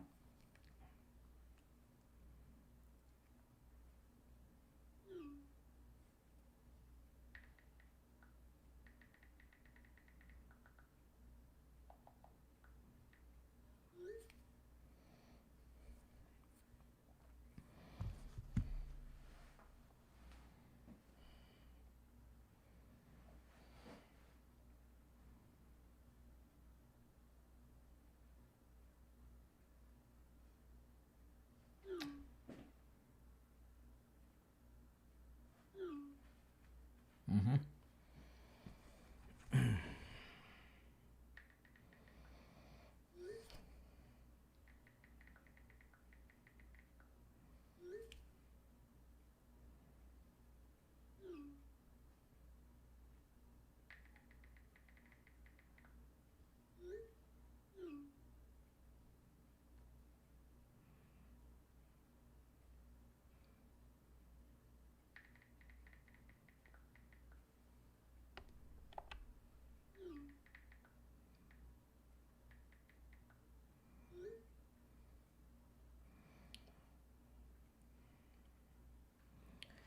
Okay, we'll be back in 1 minute, guys. 1 minute.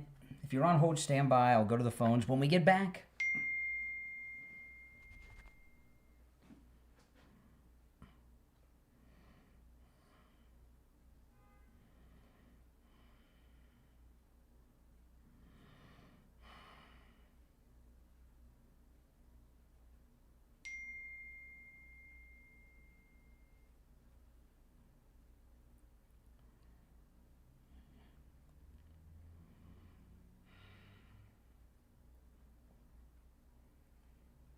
Okay, 30 seconds. We'll be back, guys. 30 seconds. If you're on hold, hang in there. Oh, boy, oh, boy.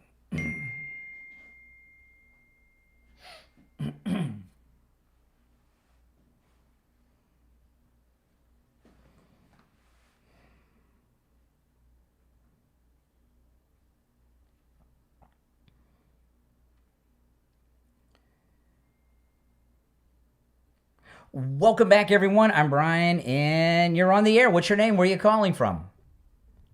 Hi, Brian. This is Carol from Alabama. Hey, Carol in Alabama. What's on your mind? I got a couple points I want to ponder with you. On Canada, the woman that you're talking about, she is a Democratic operative, as you've already explained. Oh, you're talking about the Canadian operation, yeah. Yes. You know, Carney actually created that position to put her in. That's correct. And she is the one that advised him to not take the deal that Trump had derived at. Mm-hmm. Another thing is, you know, I watch Barry Cunningham all the time. And he had the reporters actually said it on air. I couldn't believe this woman. She wasn't a reporter. She worked for the financial status of the premier, whatever. But they're going to actually bail out. Like, they're going to create like a COVID fund. Well, what they've done, this is what's going on here, okay? The Democrats have no candidates or no issues, and they're not in power. They don't have any superstar candidates in the midterms. The two most high-profile Democrats are Ahmed, the Muslim guy in Michigan, and this lunatic here in Florida, Angie Nixon, who's running for Senate, who's a Democrat socialist, okay? So they're trying to create a crisis. And what they've done, really, they've already done it. They've created an international conflict with Canada, and we've gotten two indicators. One, this American girl who worked for Hillary Clinton's campaign, Joe Biden's campaign, and Bloomberg is in this newly created chief of staff position of Prime Minister Carney as an advisor. And then we had Ford, who's the premier of Ontario, said 2 days ago that if he could, he'd come to America and campaign for the Democrats. So we have two pieces of evidence, in particular this American girl who's breaking the Hatch Act and committing treason against her country. They have created this trade war that blew up out of nowhere. Now we know why. The Democrats have done it. Yeah, another thing is, do you think it was an irony that they all of a sudden got Prince Harry to come back to England, Great Britain? What's that got to do with it? No, I think he and his see, this is what Harry and his wife found out about. Okay, you know that he went back to England for the same reason that Rosie O'Donnell and Ellen DeGeneres returned to America. Why did Ellen DeGeneres and Rosie O'Donnell return to America? Why do you think? Remember, they were in Ireland, in the UK? Yeah. Why do you think they came back to America? Rosie O'Donnell and Ellen DeGeneres. They fled to England when Trump got elected. They came back. Why did they come back? Same reason Harry went back to England. They needed it. They need the status in the United States. Well, yeah, okay, yes. In Ireland and in England, no one knows who Ellen DeGeneres is. No one knows who Rosie O'Donnell is. So they're not celebrities over there. No, they're not famous over there. Nobody knows who they are over there. So they're like regular people. So they don't get recognized. Oh my gosh, Rosie O'Donnell's here. Ellen DeGeneres is here. Look. They don't know who they are. They go to the store, nobody knows who they are. So they came back here for the celebrity. Prince Harry and his weirdo wife went back to England because no one cares about them here, right? You do realize that Russia is threatening to hit Great Britain. They're not going to attack Great Britain. Why would they do? Why would they do that? Who's talking about it? Well, I don't know. It just why would they do that? Why would Putin attack England? That makes no sense. Because Great Britain is supplying Ukraine with all the ammunition. So are we. The munitions. So are we. Huh? So are we, and the rest of the NATO nations. Not directly anymore. Whoever is saying that is either just saying things because they have nothing of content, or they're a crazy person. One more thing. The lady that I was telling you about, she actually admitted it, you know, she was explaining the bailouts that are going to go to the small businesses and, you know, Carter used to run the bank. Okay, I'm really not. Open Phones is tomorrow, and I'm not interested in the internal politics of Canada. However, I have no doubt in my mind that, if you're on hold, hang in there. I have no doubt in my mind that the Democrats have created this trade war. Now, yesterday, when I was talking about the victory of Darlene Graham, I was telling you the Save America Act has been, that's basically the passage of the Save America Act. This is the Secretary of State in Georgia, and he's talking about the citizenship verification. Listen to what he says. How could anyone be opposed to this? This is the Secretary of State of Georgia. But in Georgia, we're the first state to do citizenship verification. So we did that. Yeah, talk more about that, because I like Georgia's approach. I've talked about your approach actually to the Texas legislature a couple months ago. Could you talk just a little bit about what you all do for citizenship verification? First of all, we're really, really fortunate that we are Real ID with driver's license. And right now, that's over 90% of all voters are being registered. Probably it's about over 95% of all voters are being registered through the process of working in conjunction with Department of Driver Services. So when you get your driver's license, what they do is they're going to verify, oh, you weren't born in America. If you come from another state, we want to see a birth certificate. Oh, you were born in America. Yeah. Oh, you weren't born in America. Okay. Now, do you have lawful status? And then also, if you have lawful status, have you become an American, and then prove your citizenship? So Department of Driver Services is doing a lot of heavy lifting for us. We get this information, then we can take that, and then we do our own, check of everything that before we put people on the vote rolls. Perfect. We have this in Florida as well. That what Ratzenberger just described is the Save America Act. They have it in Georgia. We have it in Florida, and it's fine. And it's there's not even a thing to debate about it. It isn't 1926, it's 2026. Everyone has ID. And doing this through the driver's licenses, which is where people go to get their state-issued ID, even if they don't have a driver's license, that's the best way to do it. It works. When I go to the driver's license renewal place, which is a nightmare of a place to go to, I must say, I had to go there recently with my wife. Here in South Florida, I see people with passports all the time. Okay, they need that to get their ID. It's very normal. People from other countries, they have their passports with them. But that's what the left don't want. This terrifies them, and we all know why. And it is the most reasonable legislation I have ever heard. Now I want to talk about Coastal Weight Loss Secret. Oh man, the holidays will be here before you know it. I went through last year. I went through all the holidays. I went through Thanksgiving and Christmas and everything. I didn't gain an ounce from all the weight I lost at Coastal Weight Loss Secret. You know why? Because Coastal Weight Loss Secret, the home of the metabolic reset my metabolism. This is a doctor-developed metabolic reset system. They stay behind the program because they've spent years refining the process by working with thousands of patients, of which I am one.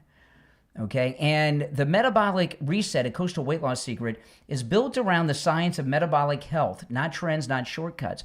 And I did not realize this while I was losing all my weight, but while I was losing the weight, Coastal Weight Loss Secret also was resetting my metabolism, and that's why I've not gained the weight back. Give them a call. The consultation's free. Virtual appointments are available. So if you can't make it into the office, that's okay. That's okay. You can do a video call no matter where you're located, out of town, another state, wherever you are. Call Coastal Weight Loss Secret and schedule your no-charge consultation right now. 561-359-3418. 561-359-3418. That's 561-359-3418. And online, coastalweightloss.secret.com. Okay, 2 hours down. There's one to go. When we get back, I've got a lot more to cover. I've only just scratched the surface of today's topics. You're welcome to call in about anything I have brought up so far. The number is 888-465-2631. 888-465-2631. I was looking at this. I just mentioned this quickly because we're right up against the break. Why all of a sudden are people upset at these cameras? They call the flock cameras. Why is anyone upset about this? I like true crime. My wife and I, we watch these true crime shows on ID. It seems like every murder pretty much is solved by all these cameras we have everywhere. I don't understand. Or, you get a silver alert or one of those things going on, an amber alert. They find people with these cameras. To me, I know Ron DeSantis doesn't like them. I got a ticket with one once years and years ago. But I don't, and sometimes I get the toll by plate thing from them, right, on the turnpike. But I don't understand why all of a sudden people are against these cameras that are out in public everywhere. So what? Crime. How many crimes are not committed now because of them? We don't know because they haven't happened. And how many are solved because of them? Seems to me the only people that are upset at these flock cameras are people that are up to no good or maybe up to no good and just don't like the idea that they can't get away with things like they used to be able to get away with things. I don't get this at all. There's all kinds of people that are busted for all kinds of crimes because of these cameras all over the country all the time. And somehow people have created a villain out of them. I don't quite get it. But if you have any thoughts on it, that's welcome too. All right, we'll take our break for the top of the hour. Come back. There's so much more to discuss. I'm Brian, it's Steve Kane Show, back right after this break.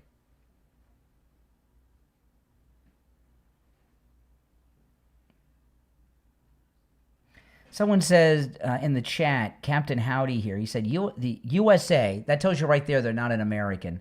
We don't say USA. We say the United States or America. But he says, USA has never had a worse unemployment rate than now. Yesterday, a story broke that 50,000 illegals were arrested by ICE, Immigration Customs Enforcement. That's 50,000 jobs created right there, man. But see these foreigners, they get in the chats and they're saying things. Okay. Hang in there. Let me pull this up. Okay, we'll be back in about 2 minutes, guys.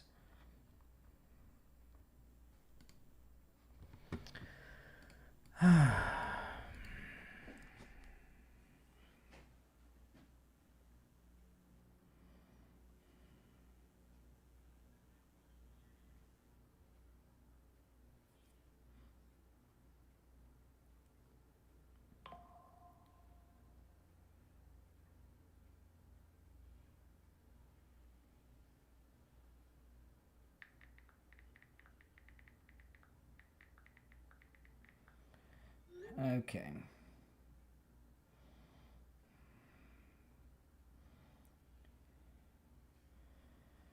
Okay, less than 2 minutes. We have a new break schedule. So you see me here. I'm coordinating with Mike and everything. So I'm not used to the new break schedule. If you're on hold, stand by. I'm going to go to the phones when we get back.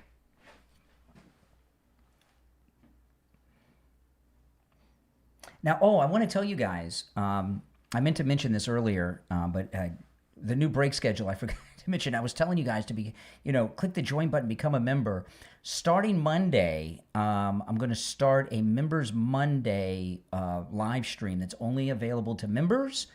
And so if you become a member or are already a member, you'll have access to that. That's going to be beginning Monday. Okay, Members Monday. It'll be a members-only live stream every Monday. All right, you have to be a member of the channel to participate in that. You click that join button and become a member, and you can be a part of it. All right. Less than a minute, guys. Less than a minute.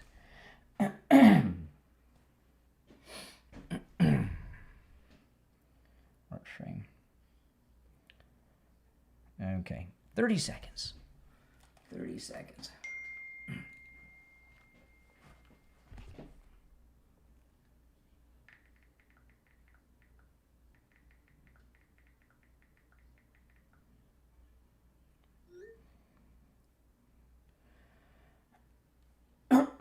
Ten seconds.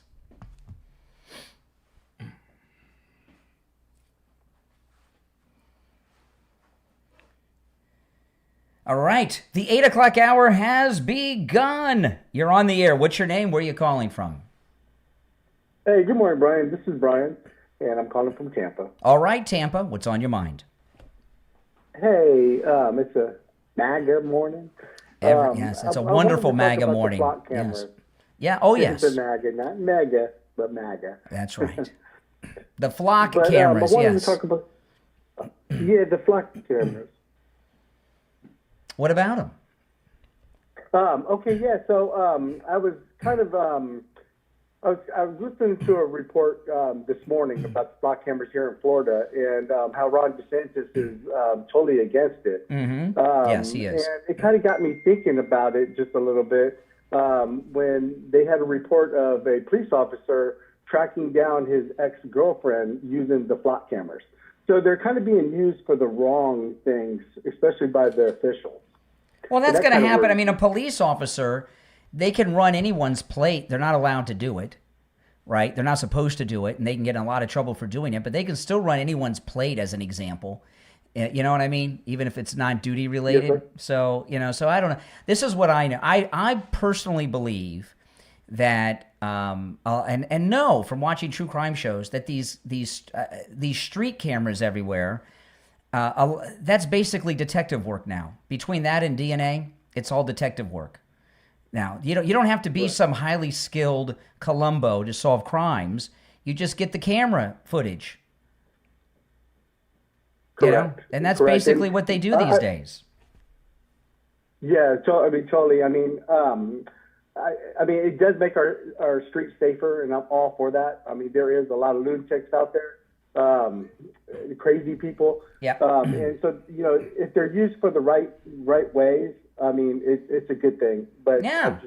like I said, it's just Yeah, kind of I did see that but, story about the cop and his girlfriend or ex-girlfriend or so. I did see that this morning. It was connected to the story. Yes, sir. Yeah.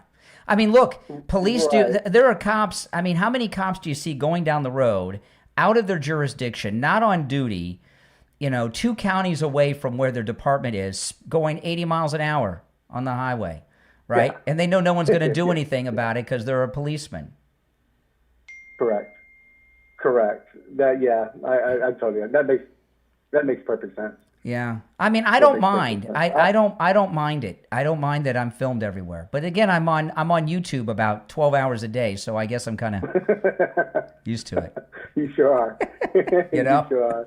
You do a great job at it. All right, man. Brian in appreciate you, Tampa. Brian. You have an awesome day. All right, appreciate it. I take care. All right, let's go. You're on the air. What's your name? Where are you calling from? Carlos, Port St. Lucie, Florida. Hey, Carlos. What's up, my man? Okay, so Ron DeSantis is just slightly a little bit better chess player than you are. Okay. Okay. Why don't we take everybody's guns away? Well, the difference between the cameras on the streets and the guns is one's a constitutional guarantee, the Second Amendment. Right. So freedom of privacy is not constitutional. You don't have freedom of privacy in public spaces. That's why, like, because that's why. Excuse me, let me finish. You don't have right to privacy in public spaces, and as a YouTuber, you guys that watch me on YouTube, I'm always making videos all over the place, right? Anywhere I go, anywhere I travel, there's no right to privacy in public. Okay, so now here's my point.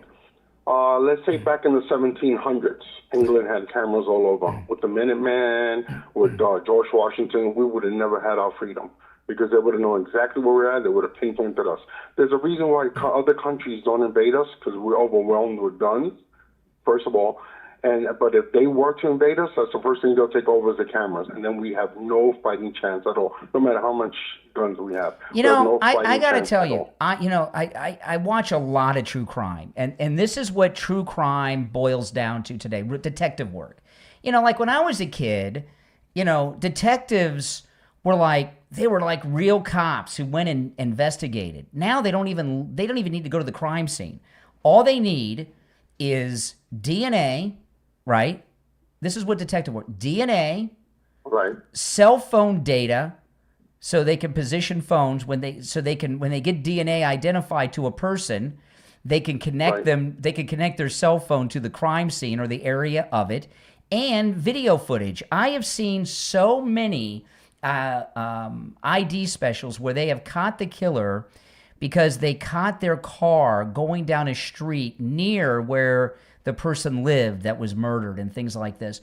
These street cameras, I'll tell you, the other day, I was driving to the radio station. It was 4 a.m., and I saw a woman at 4 o'clock in the morning jogging down Glades Road in Boca Raton by herself.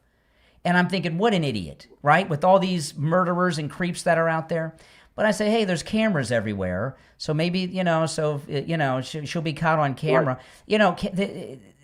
We're not talking about surveillance in your home, which they monitor you anyway. Right. Do you have a, I don't want to say one of the names because I'll turn everybody's on, but do you have like one of those Alexa things or anything? Yes, I do. Okay, well, yes, you're being listened to. You've got a listening device in your home. Right, but I get all that to solving crimes and all that, but those cameras are not going to stop her from getting raped or killed. She's still going to get that. They'll catch the guy. Don't get me wrong. They'll catch the guy. Yeah. She's done. Now that lady who has the morning show that they never found her mother. There was gazillions of cameras all over the streets and everywhere. They still haven't found the guy. That's what I'm saying. The Savannah Guthrie thing. There's more. And she's rich now. There's more to that meets the eye. I don't want to get sidetracked on that, but the cameras are in. We're talking about cameras in public. Let me tell you why I bring this up. There are certain things that people talk about. Oh, the new media. The old media is no good. The media have. Let me answer these calls that are coming in like crazy. Okay, the media have created two villains other than Trump, right? Two villains, right? Are you with me? Right. Okay, one are the the cameras we're talking about out in public, right? Right. And data centers. Yeah. Everybody hates data centers. All of a sudden, everybody hates these cameras out in public, and nobody really knows why. It's not the same as guns because you have a Second Amendment guarantee to have a gun. You do not have a right to privacy in public. Well, I don't know about that, but I guess. But I'm just saying, if another country was to invade us, that's the first thing they'll hook up all the cameras. Then they'll know where we're coming and we're coming after them or anything. All the cameras around America are. They're networked. They can pull them up. I mean, that sounds like out of a movie. Well, I just thought I'd throw that. Okay, at you. all right, appreciate it, Carlos. Okay, all right, appreciate the call. You're on the air. What's your name? Where are you calling from?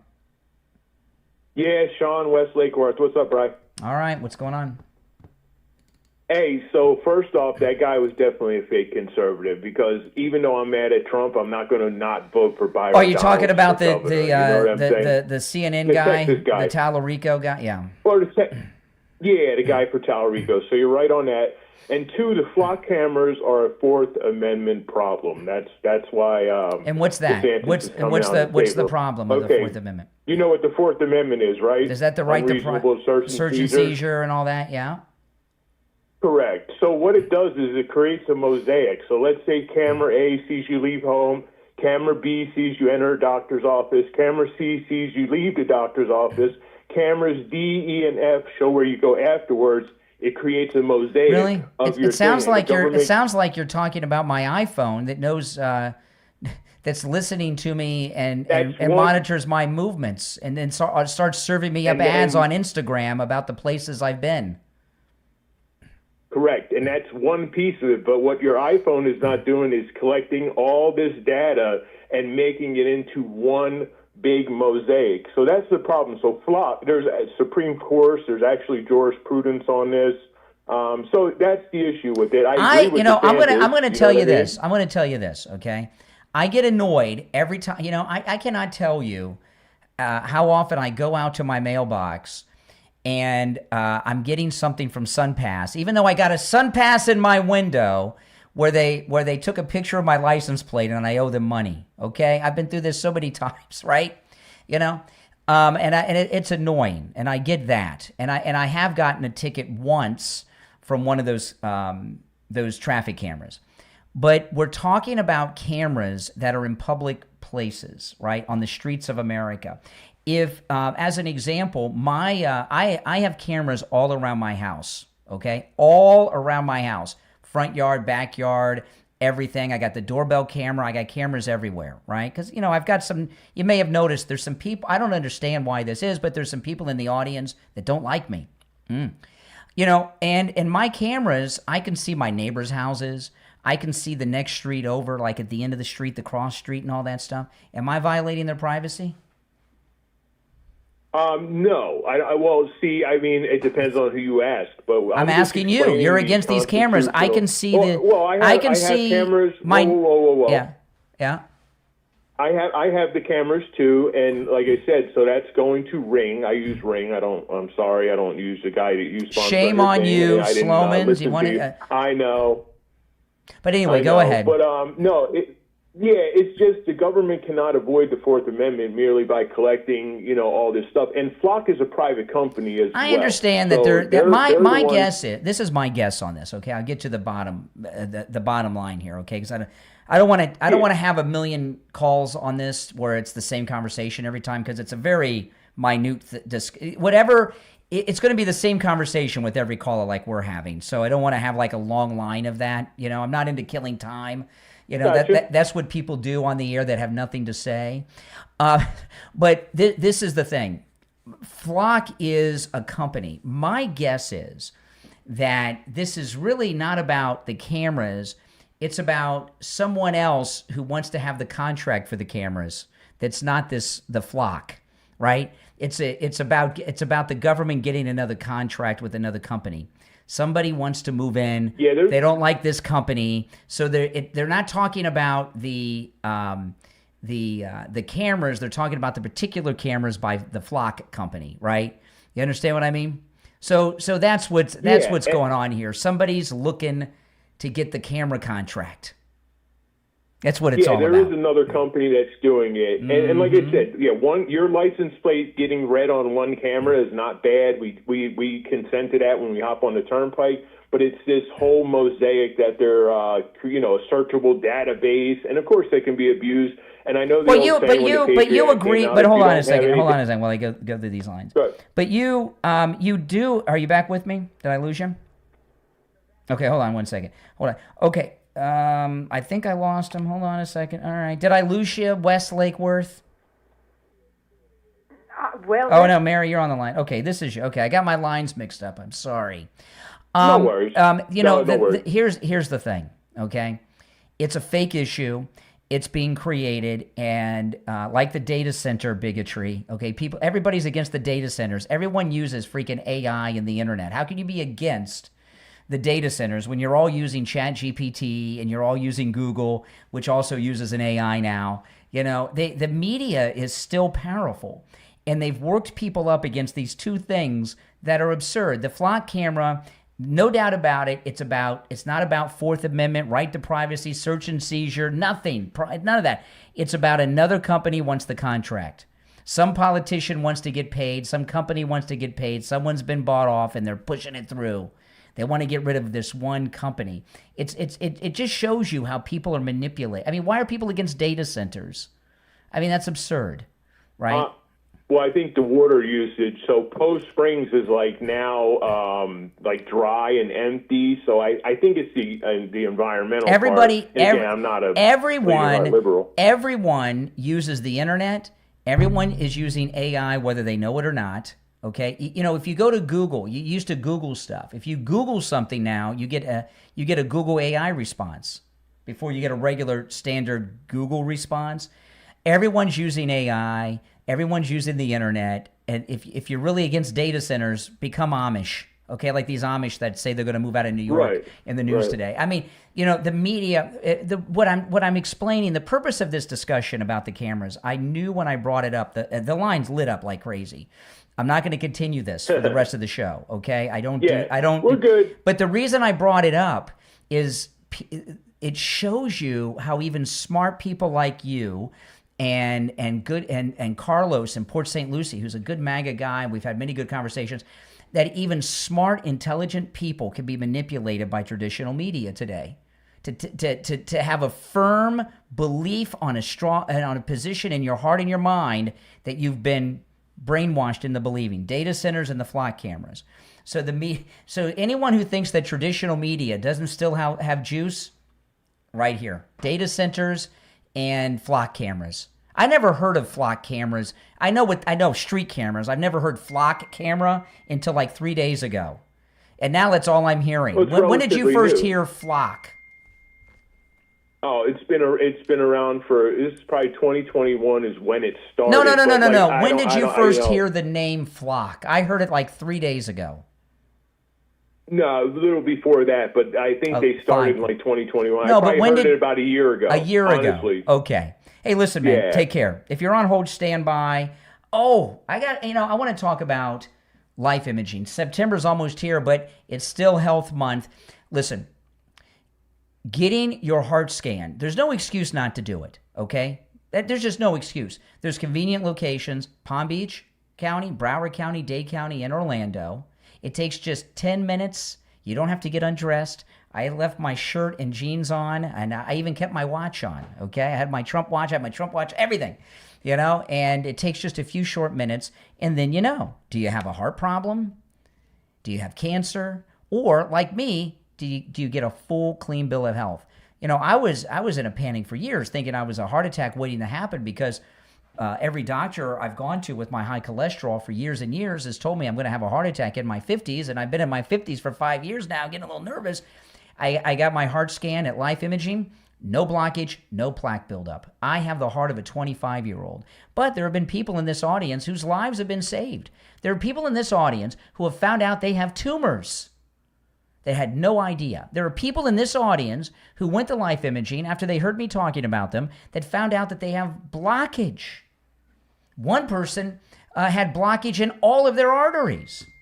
And they go to their doctor and they take care of it before it gets worse or they have that heart attack. Call now for your free heart scan with just a few minimum requirements valued at $699. From your cell phone, dial pound 250 and say free heart scan. You'll be connected in seconds. That's pound 250, say free heart scan, and you'll be connected in seconds. My name is Brian. We'll take our break and be right back. If you're on hold, stand by, guys. I'll take more calls after.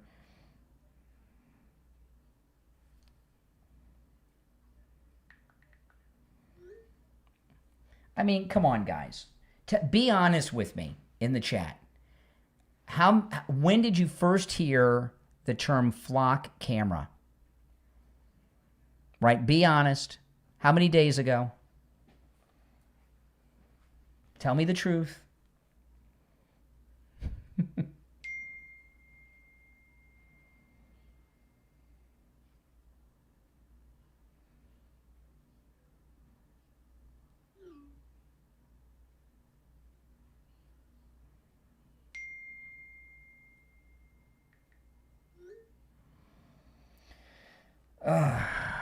Tell me the truth. A year ago, a month ago, a week ago, exactly. Recently, exactly.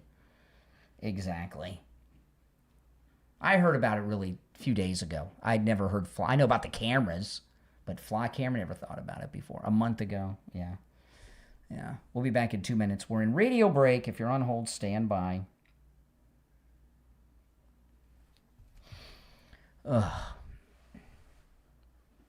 Never, months. It's the media manipulation. Now, let me ask you this. Yes or no? And I'd love to hear your calls on the air. Do you like the idea that we have the public cameras? I do. I think it makes us definitely make 5 minutes ago. Exactly. We're not talking about cameras in your house. We're talking about cameras out in public.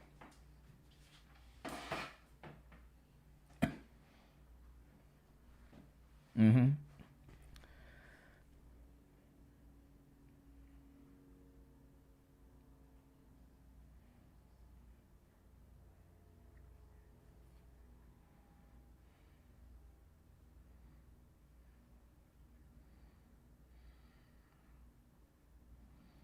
Okay, hold on. We got about a little more than a minute, and we'll be back, guys. We're in radio station break, and I took that break way late. I shouldn't have taken that last call.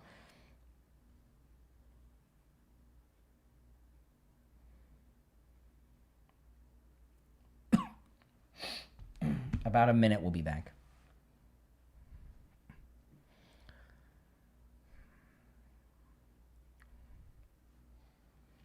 There's no right to privacy in public.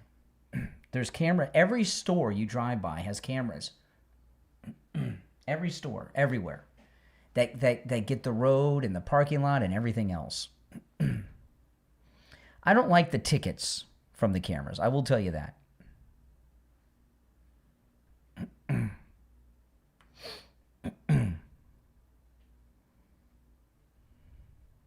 Well, I'll take calls on it. You're welcome to call me on it.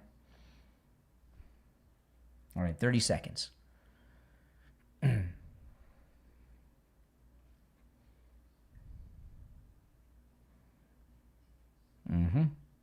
Less than 20 seconds.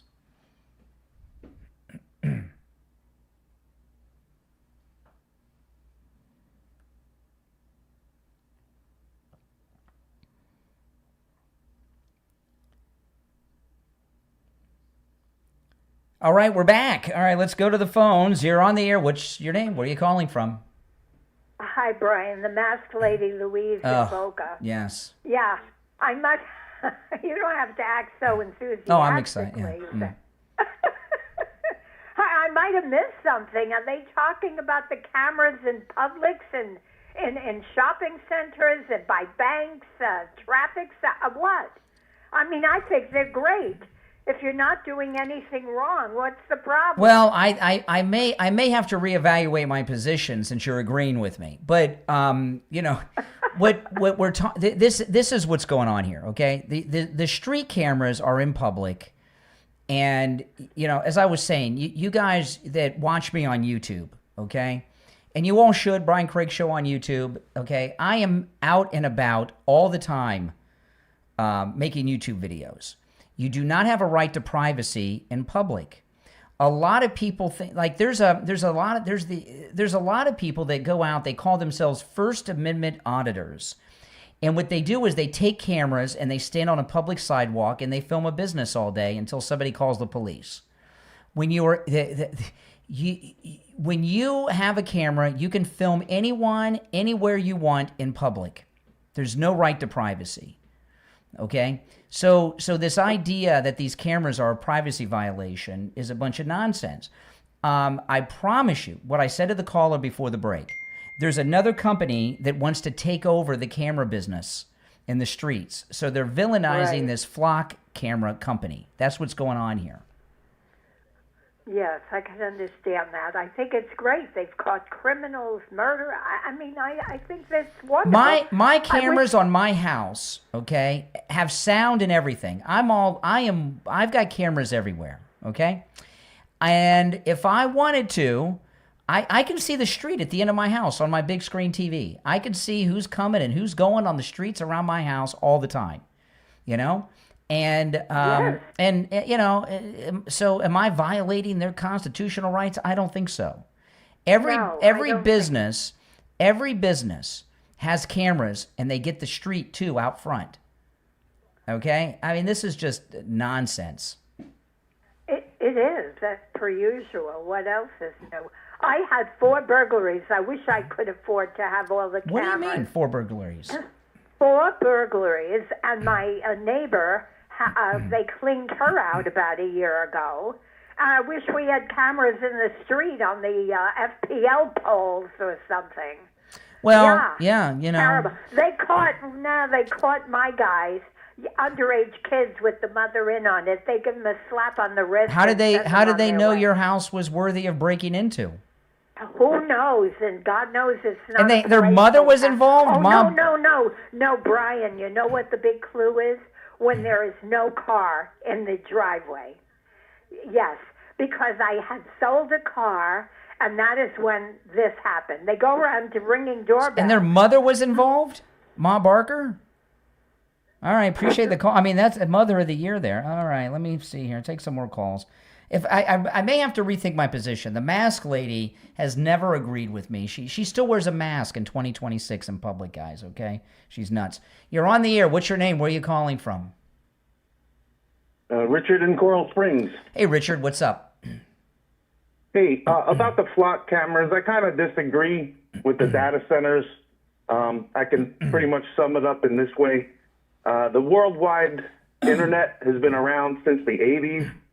We never had these data centers. The data centers are a nefarious way for security. Well, before we get to the data and centers, lockdown. you're calling me from Coral Springs. I was watching an ID special where the street cameras solved a murder. There was a murder. A woman murdered a younger woman that went to a gym. They went to a gym together on Sample Road. Yeah, you may have I'm heard of. familiar You're with familiar that, with the yeah. case, and she murdered the girl because she was younger and hotter, and all the guys wanted her, not the older lady. And they used the cameras in part the detectives in Coconut Creek and Coral Springs to prove that the woman was the killer. And these are public cameras on public streets. Now the data centers, that's a whole different thing. Okay, but go ahead about your beef with the data centers. I understand and agree, and it is definitely helpful. However, as an American with rights as privacy. Our privacy is all but gone. I mean, we're tracked through the phones and our cars and all kinds of things going that far beyond, without our permission or having it sent through us is wrong. And as far as the data centers and the land it takes and the water, which was already previously mentioned, not let alone the copper and all the listen, there's what's going. We've surrendered all of it. I give you an example, okay? My wife was in the hospital. She was admitted to the hospital. This was a couple years ago, and we were talking to the nurse, and the nurse was talking about what nursing school she went to. Okay, I pull up Facebook and Instagram. All of a sudden, I'm getting ads about nursing school on my Instagram. The phone's listening to you. It not only does your phone not only does it listen to you, it geo-tracks you into everywhere you go, and gives you information. And here's the thing. The government invented the internet in the 70s, okay? It was called the intranet, and it became the internet. And the government is behind it all. And your Alexa devices and your all those other devices that are similar to that. Big Brother is in your home. They're monitoring you all the time. If they want, they can listen in on your conversation. Some of what you say is recorded on these devices. Everybody knows this. There's no privacy anymore. We are in the era of Big Brother. That's just the way it is. I mean, and you can be in denial. It doesn't make it right, though, Brian. It doesn't make. I'm not in denial. It's just not. It's not right, and it's never been. Asked what do you want to do? Acceptance of it. No, we know it.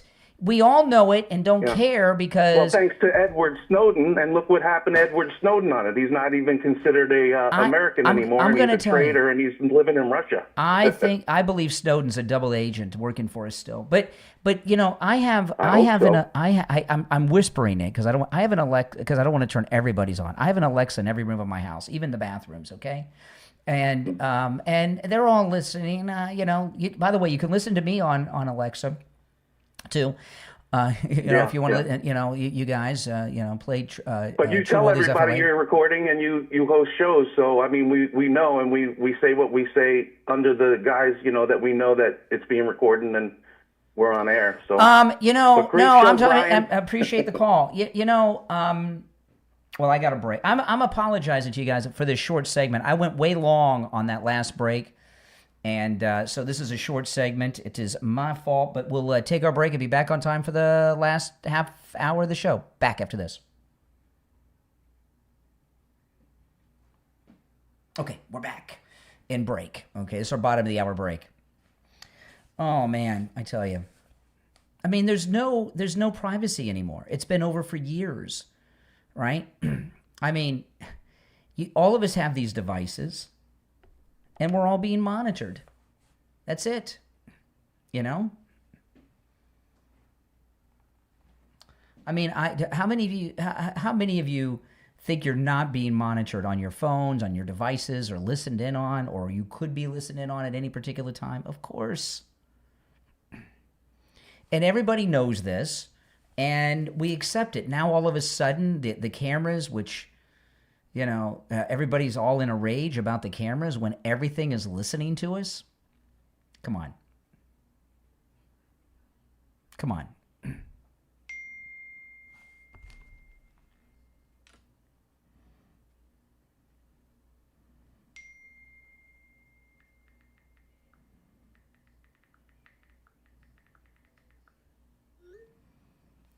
Yeah, how many of you don't have a cell phone but have a landline? I mean, I don't even have the ability to connect a landline in my house. Everything's through the internet now. Right? Exactly.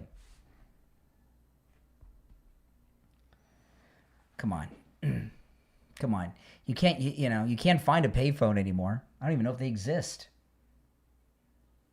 Well, the reason is you never know. You want to ask it a question or play some music,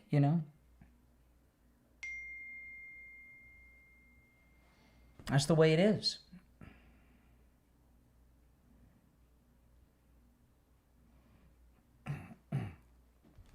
Give me a break. It's what I told the caller earlier. Some other company wants the camera contract. And the biggest abuse they have is this one cop with his girlfriend. I mean, come on. Come on. Give me a break. If you're on hold, stand by. If you want to call in, the number's toll free and pinned in the live chat. 888-465-2631. 888-465-2631. I'm all behind on the break, so I'm in trouble for the last section of the show here. You have a payphone in your house? Do you have a urinal too? Exactly. There's no landlines and it's nothing. There's no privacy. Even the Amish have cell phones, right? You see the Amish, they have cell phones.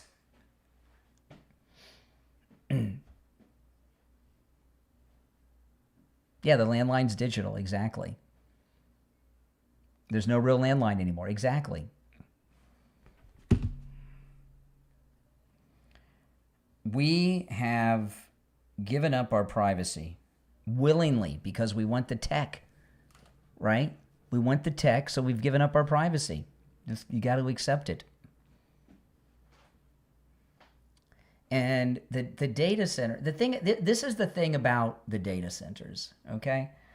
The internet has gotten so big, the AI is the new internet, and the data centers is like, it's a part of the public utility, like power stations. And I understand about the water and the electricity, and there'll have to be some regulation about that. But, this war against data centers is a losing battle. A losing battle. 1 minute, we'll be back.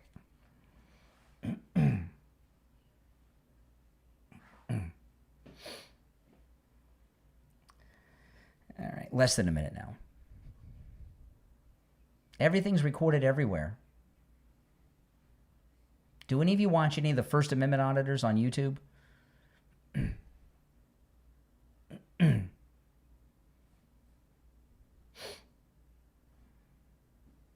I do. I watch them on occasion. There's a certain sameness. I get tired of it after a while, but okay, 20 seconds. All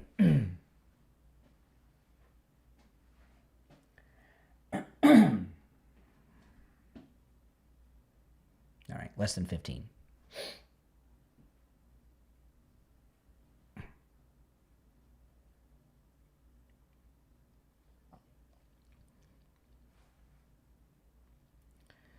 All right, we're back, and you're on the air. What's your name? Where are you calling from?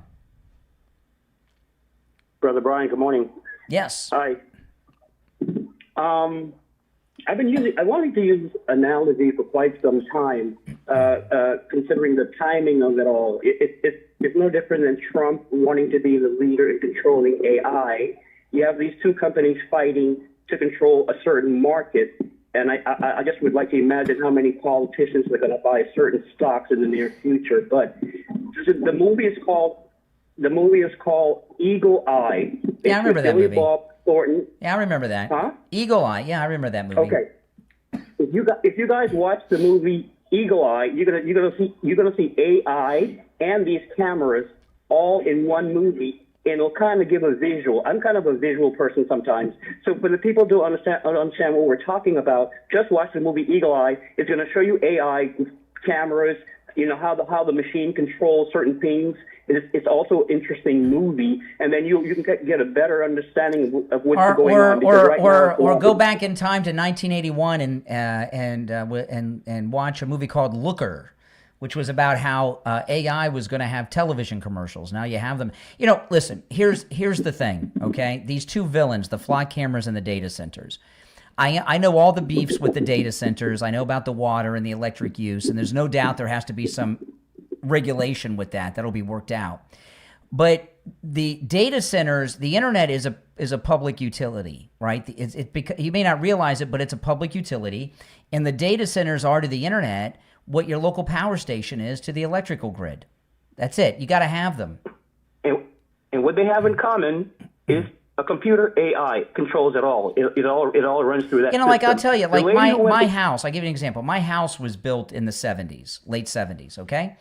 And we had to get a new electrical put in the house a couple years ago because in 1979, when my house was new, you know, what did you have?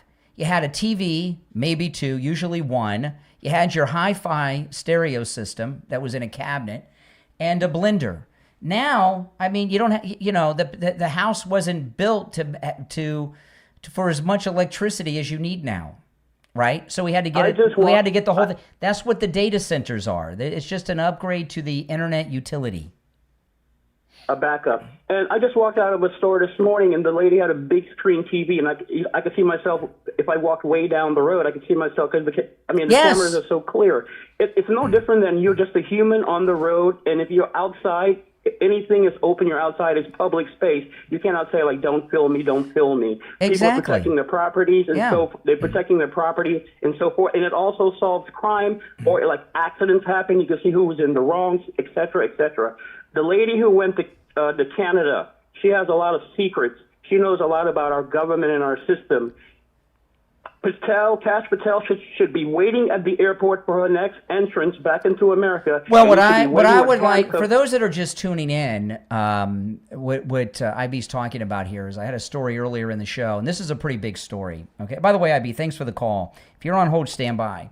There's an American girl who is Carney's chief of staff at the Prime Minister's office, a new position he created for her. She worked on Hillary Clinton's presidential campaign, Joe Biden's presidential campaign, and she worked for Bloomberg. And the Democrats obviously are working with the Canadians on this trade war to try to knock Trump out of power, okay? So the Democrats are committing major treason, coordinating with the Canadians, causing an international conflict. All right, let's go. You're on the air. What's your name? Where are you calling from? This is Charles in Philly. Philly? Okay, go ahead, Philly. Oh, wait, got somebody else. Speak up. Okay, can you hear me? I can, yes. Okay, yeah. Here we go. This can be good. I wanted to know how come Trump is putting his name on everything, and he's still in office. On everything, as an example. Well, the aircraft carrier. What aircraft carrier? What aircraft carrier? Well, they were thinking of doing that, and they're also thinking of doing. There's an aircraft carrier that has Trump's name on it. I missed that. No. Didn't you hear the news? Turn down the volume. Stop trying to listen to yourself in the background. Okay, there's a delay. It won't work. You can listen. You can replay it later and hear how dumb you sound. Okay. The JFK Center. Okay. No. Hold on. There's an aircraft carrier, the USS Donald Trump. Where is this aircraft carrier? It was on the news. They were thinking of doing it on the news. Somebody said something. Is there an aircraft carrier that the Navy has named the USS Donald John Trump? No, there's not. Okay. So what has his name on it then that's inappropriate? You are so up Trump's ass. Okay, there we go. Boom. He hung up on me, by the way. Dump button. If you're on hold, stand by while we wait for the delay to re-engage. Oh, my goodness. Philadelphia is the city of brotherly love. Where's the brotherly love? 3 dumps today with our liberal callers, Mike. Oh, my goodness. Oh, boy. I tell you. You know what? Let's take our last break of the day on time, okay? Since I've taken the last few breaks late, let's take this break on time. You know what's crazy is he thought there really was an aircraft carrier named the USS Donald John Trump. I don't have a problem if they did it, but it's something they've made up. Okay? It's something they've made up. Oh, my goodness. If you're on hold, stand by. We'll take our break and come back with the gold report.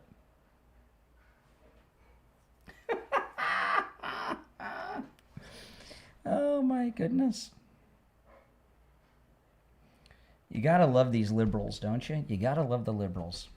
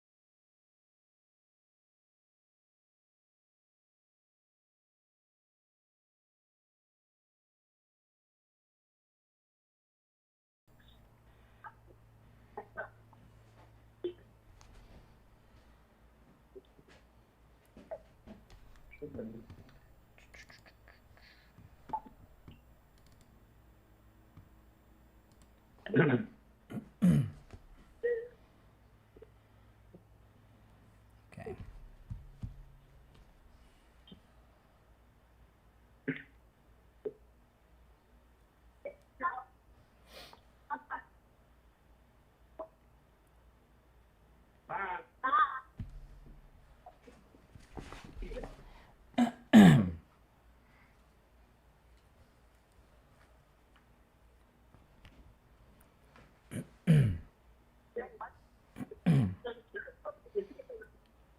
Okay. All right, it is time to check in with William Youngerman from the offices of William Youngerman Incorporated in Boca with today's gold and precious metals report. William Youngerman, how are the metals looking today? Metals are lower yesterday and today, starting off at least. Giving us a little bit of a buying opportunity. Yesterday we saw gold close down $65 at $4,592.90. Silver was down 54 cents at $68. Platinum lost $26 at $1,825 the ounce. And palladium was down $4 at $1,310. Overnight, we saw gold trade in a range of $4,569 to $4,644. And right now we're at $45.8530. That's down $7.60. Silver down 6 cents at $67.93 the ounce. Platinum down $10 at $1,815. And palladium down $12 at $12.98. So gold holding around just under $4,600, giving us a little bit of a pullback and a buying opportunity. Absolutely. The metals are on sale. That's a good day. You know, William Youngman, can you tell people how it works. If they can't make it into your shop, maybe they're in another part of town, they can't make it to Boca or in another state or in another country, how they can do their transactions over the phone and through the mail with you. How does that work?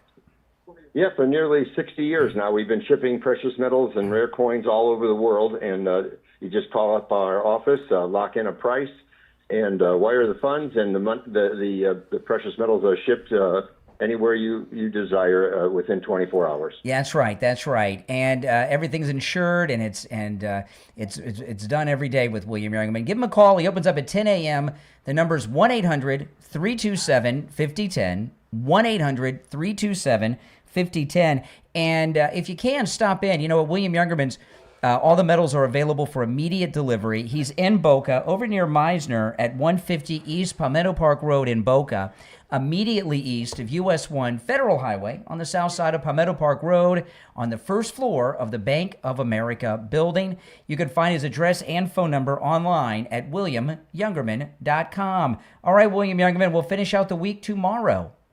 Okay, have a great day. All right, you take care. You take it. You know, that last guy with the Abraham Lincoln, you know, it's so bizarre to me.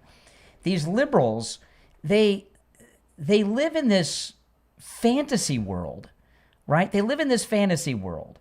And that is not the first caller I've gotten in the last few days that believes there's an aircraft carrier named the USS Donald John Trump somewhere in the ocean. Now, again, I would not have a problem if they did that. I think he's deserving of an aircraft. He's a great man. I'm very excited that we have the airport named after President Trump, Donald John Trump International Airport in Palm Beach. I love it. DJT. And, of course, Southern Boulevard has been renamed. For the road from the airport to Mar-a-Lago, Southern Boulevard. It's been Southern Boulevard as long as I can remember. It's now Donald John Trump Boulevard. It's very exciting, you know. It's very exciting.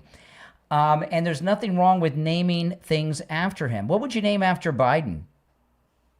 You know, President Trump's getting things named after him because people love, respect him, and want him honored. What would you name after Joe Biden? I guess a chain of rehab clinics, since his kids are junkies and spend so much time. I don't know. What would you want to name after Joe Biden? But, you know, these people, you heard that caller, you know, the parts that I couldn't dump. The Trump derangement syndrome, there's a major outbreak of it, and you hear it with the callers. And the reason there's a major outbreak is because they know they're going to get creamed in the midterms and everything's going well. You know, I want to end today where I began, because this is a very important point, and President Trump never gets proper credit for the great things that he does, you know, so we have to do it. President Trump declared yesterday mission accomplished in Iran, which they have it is. There's mission accomplished in Iran, and he put together a hilarious meme about it. But more than the mission has been accomplished, President Trump, without anyone even knowing it, has brought about regime change in Iran. We have had regime change in Iran without any boots on the ground. The Ayatollah is dead. His son is either dead or injured so bad he can't recover. It's been 6 months.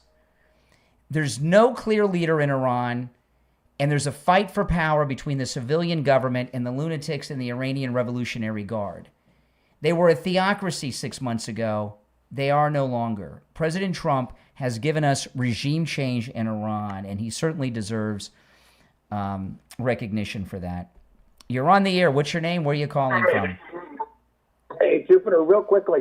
There is a road up in Scranton that's full of potholes that overlooks the dirty, filthy city of Scranton, and it's named the Joe Biden Expressway. That would make sense. Yes. Okay. Yes. Is that during in the red light district? Probably is. You put it right through the red light district, and everybody will know. This is just like Joe Biden. You know, the Florida Turnpike is named the Ronald Reagan Turnpike. A lot of people don't know that. The Ronald Reagan Turnpike is the Florida Turnpike. And when the Republicans first took over Florida for the first time, when Jeb Bush first became governor in 1998, and the Republicans took over the Florida legislature, one of the first things they did was rename the turnpike the Ronald Reagan Turnpike. You know, So what? Because we respect him. I-95, right? Or I-95. How many times? It's the Eisenhower Expressway, and you'll see his name from time to time with a sign that has the 5 stars, from being a 5-star general on it. Nobody seems to take issue. It's just Trump triggers them. And what is it about Trump that triggers them? You know why? It's because the left, I'm not talking about the people in government, okay, about how they've been pushed out of it. I'm talking about people like that guy from Philadelphia, okay? See, before Trump came down the escalator, they really had no opposition. And now the Republican Party is back. Not only is the Republican Party back, it's not going anywhere. And we're in charge now. It's America first. We're getting things done, okay? And that's it. And it drives them nuts. And the Democrats know there's no path to return the power, especially when the Save America Act is signed into law after the midterms by the president. You're on the air. What's your name? Where are you calling from? You got that little man sitting. Okay, there we go. Got him right before he got to the punchline, so we didn't have to end the last one with a dump. Oh, my goodness. You could tell he was creepy voice, talking fast. He thought he'd get it through. But he didn't. Oh, my goodness. See what I mean? They're triggered, man. They're triggered. That's right. I was talking earlier about life imaging. And about how there's people in this audience that have found out they have heart conditions, heart problems, cancers. We had one listener I talked to that found out that they had blockage in every artery, and they went and had the whole thing, the whole quadruple bypass. They had no idea that they had any heart problems whatsoever, and they had blockage in all of their arteries and had quadruple bypass. We had one guy, he went over there, he found out he had the cancer screening. He went over there for at Life Imaging, he went over for the heart scan, asked about the cancer screening, got the cancer screening, found out he had a tumor, and it was a big tumor. It was like the size of a baseball. He called me, he told me about it. He had no idea. I can't remember if it was a baseball or a softball or a grapefruit, but it was one of those three, and it was big, and he had no idea he had a tumor. He doesn't anymore. He got it taken care of. The listener that had blockage in all their arteries, they had the quadruple bypass. Now they got all new plumbing there. Neither of these people had a single symptom. Life imaging is all about preventative health care. There's no excuse not to go and get your heart scan. First of all, it's convenient. Life Imaging have locations in Palm Beach County, Broward County, Dade County, and Orlando. It only takes about 10 minutes. Okay, you don't have to get undressed and put on a medical gown. You leave your clothes on and everything, and it takes about 10 minutes. That's it, and then you know. That's right. Call now for your free heart scan with just a few minimum requirements, valued at $699. From your cell phone, dial pound 250 and say free heart scan. You'll be connected in seconds. That's pound 250, say free heart scan. You'll be connected in seconds. When you're over there, make sure you ask about their full body cancer screening and virtual colonography. All right? Well, what a day. What a day. Tomorrow is Friday, and that means open phones on the program. We call it Open MAGA Mike Friday. Monday through Thursday, you got to call in about what we're talking about. On Friday's show, you can call in about whatever is on your mind, okay? So the show prep is up to you guys on Friday's show. And so get your show prep together. And when we have our open phones on Friday, Open MAGA Mike Friday, sometimes that's the best show of the week. And then other times you understand why we only do it one day a week, open phones, and not every day of the week. But there's a lot going on in the news. And like I said, you can call in about anything and everything you want on tomorrow's show. Now, we just got, this is great, Mark Wayne Mullen. I love Mark Wayne Mullen as the Secretary of Homeland Security. First of all, he is a real Native American Indian, not like Elizabeth Warren. He's the real deal. So who better to protect the homeland than a Native American Indian? But anyway, he's just announced that the Department of Homeland Security will be requiring mandatory random audits of paper ballots during the midterm elections. Being reported by Just the News. Random. Oh boy. Yes, yes, yes. We're on it. That's it. Then come January, we get the Save America Act. This is the other thing that's causing the outbreak of the Trump derangement. in the audience, right? They just can't handle all of these things. Now, I want to play. Do I have time? Do I have time? I don't think I've got time. Yes, I do. I've got time. Now, the audio is not too great on this. This is Abdul, the Muslim guy, running for Senate in Michigan. He says something about Obama. The audio is not too clear, but it's clear enough. Listen. Our state helped elect a guy, Barack Hussein Obama, to the presidency. And it was the first time I ever saw myself in a politician. Wow. When Hussein Obama got elected, Abdul said it was the first time I could see myself in a politician. What did he see in Obama that he connected to? What do you think Abdul connected to? That's right. That's what, yeah, the Hussein part, the Muslim part. Oh, my goodness. Oh, my goodness.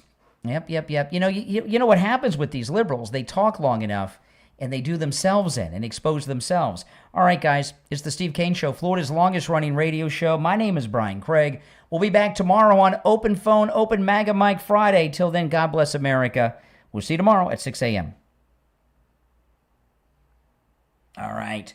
Okay, now, guys, if you're new, welcome. Make sure you subscribe. And everyone, please like the video. Now, I announced this about an hour ago. You'll hear me talk about it more tomorrow and over the weekend. Starting Monday, for members on the channel, I'm going to start a Members Monday live stream. After I get off the air on Mondays, I'm going to have a live stream just for members, okay? So if you want to become a member, click the join button on YouTube, and that'll be a live stream available only to members. So become a member and you'll have access to that, okay?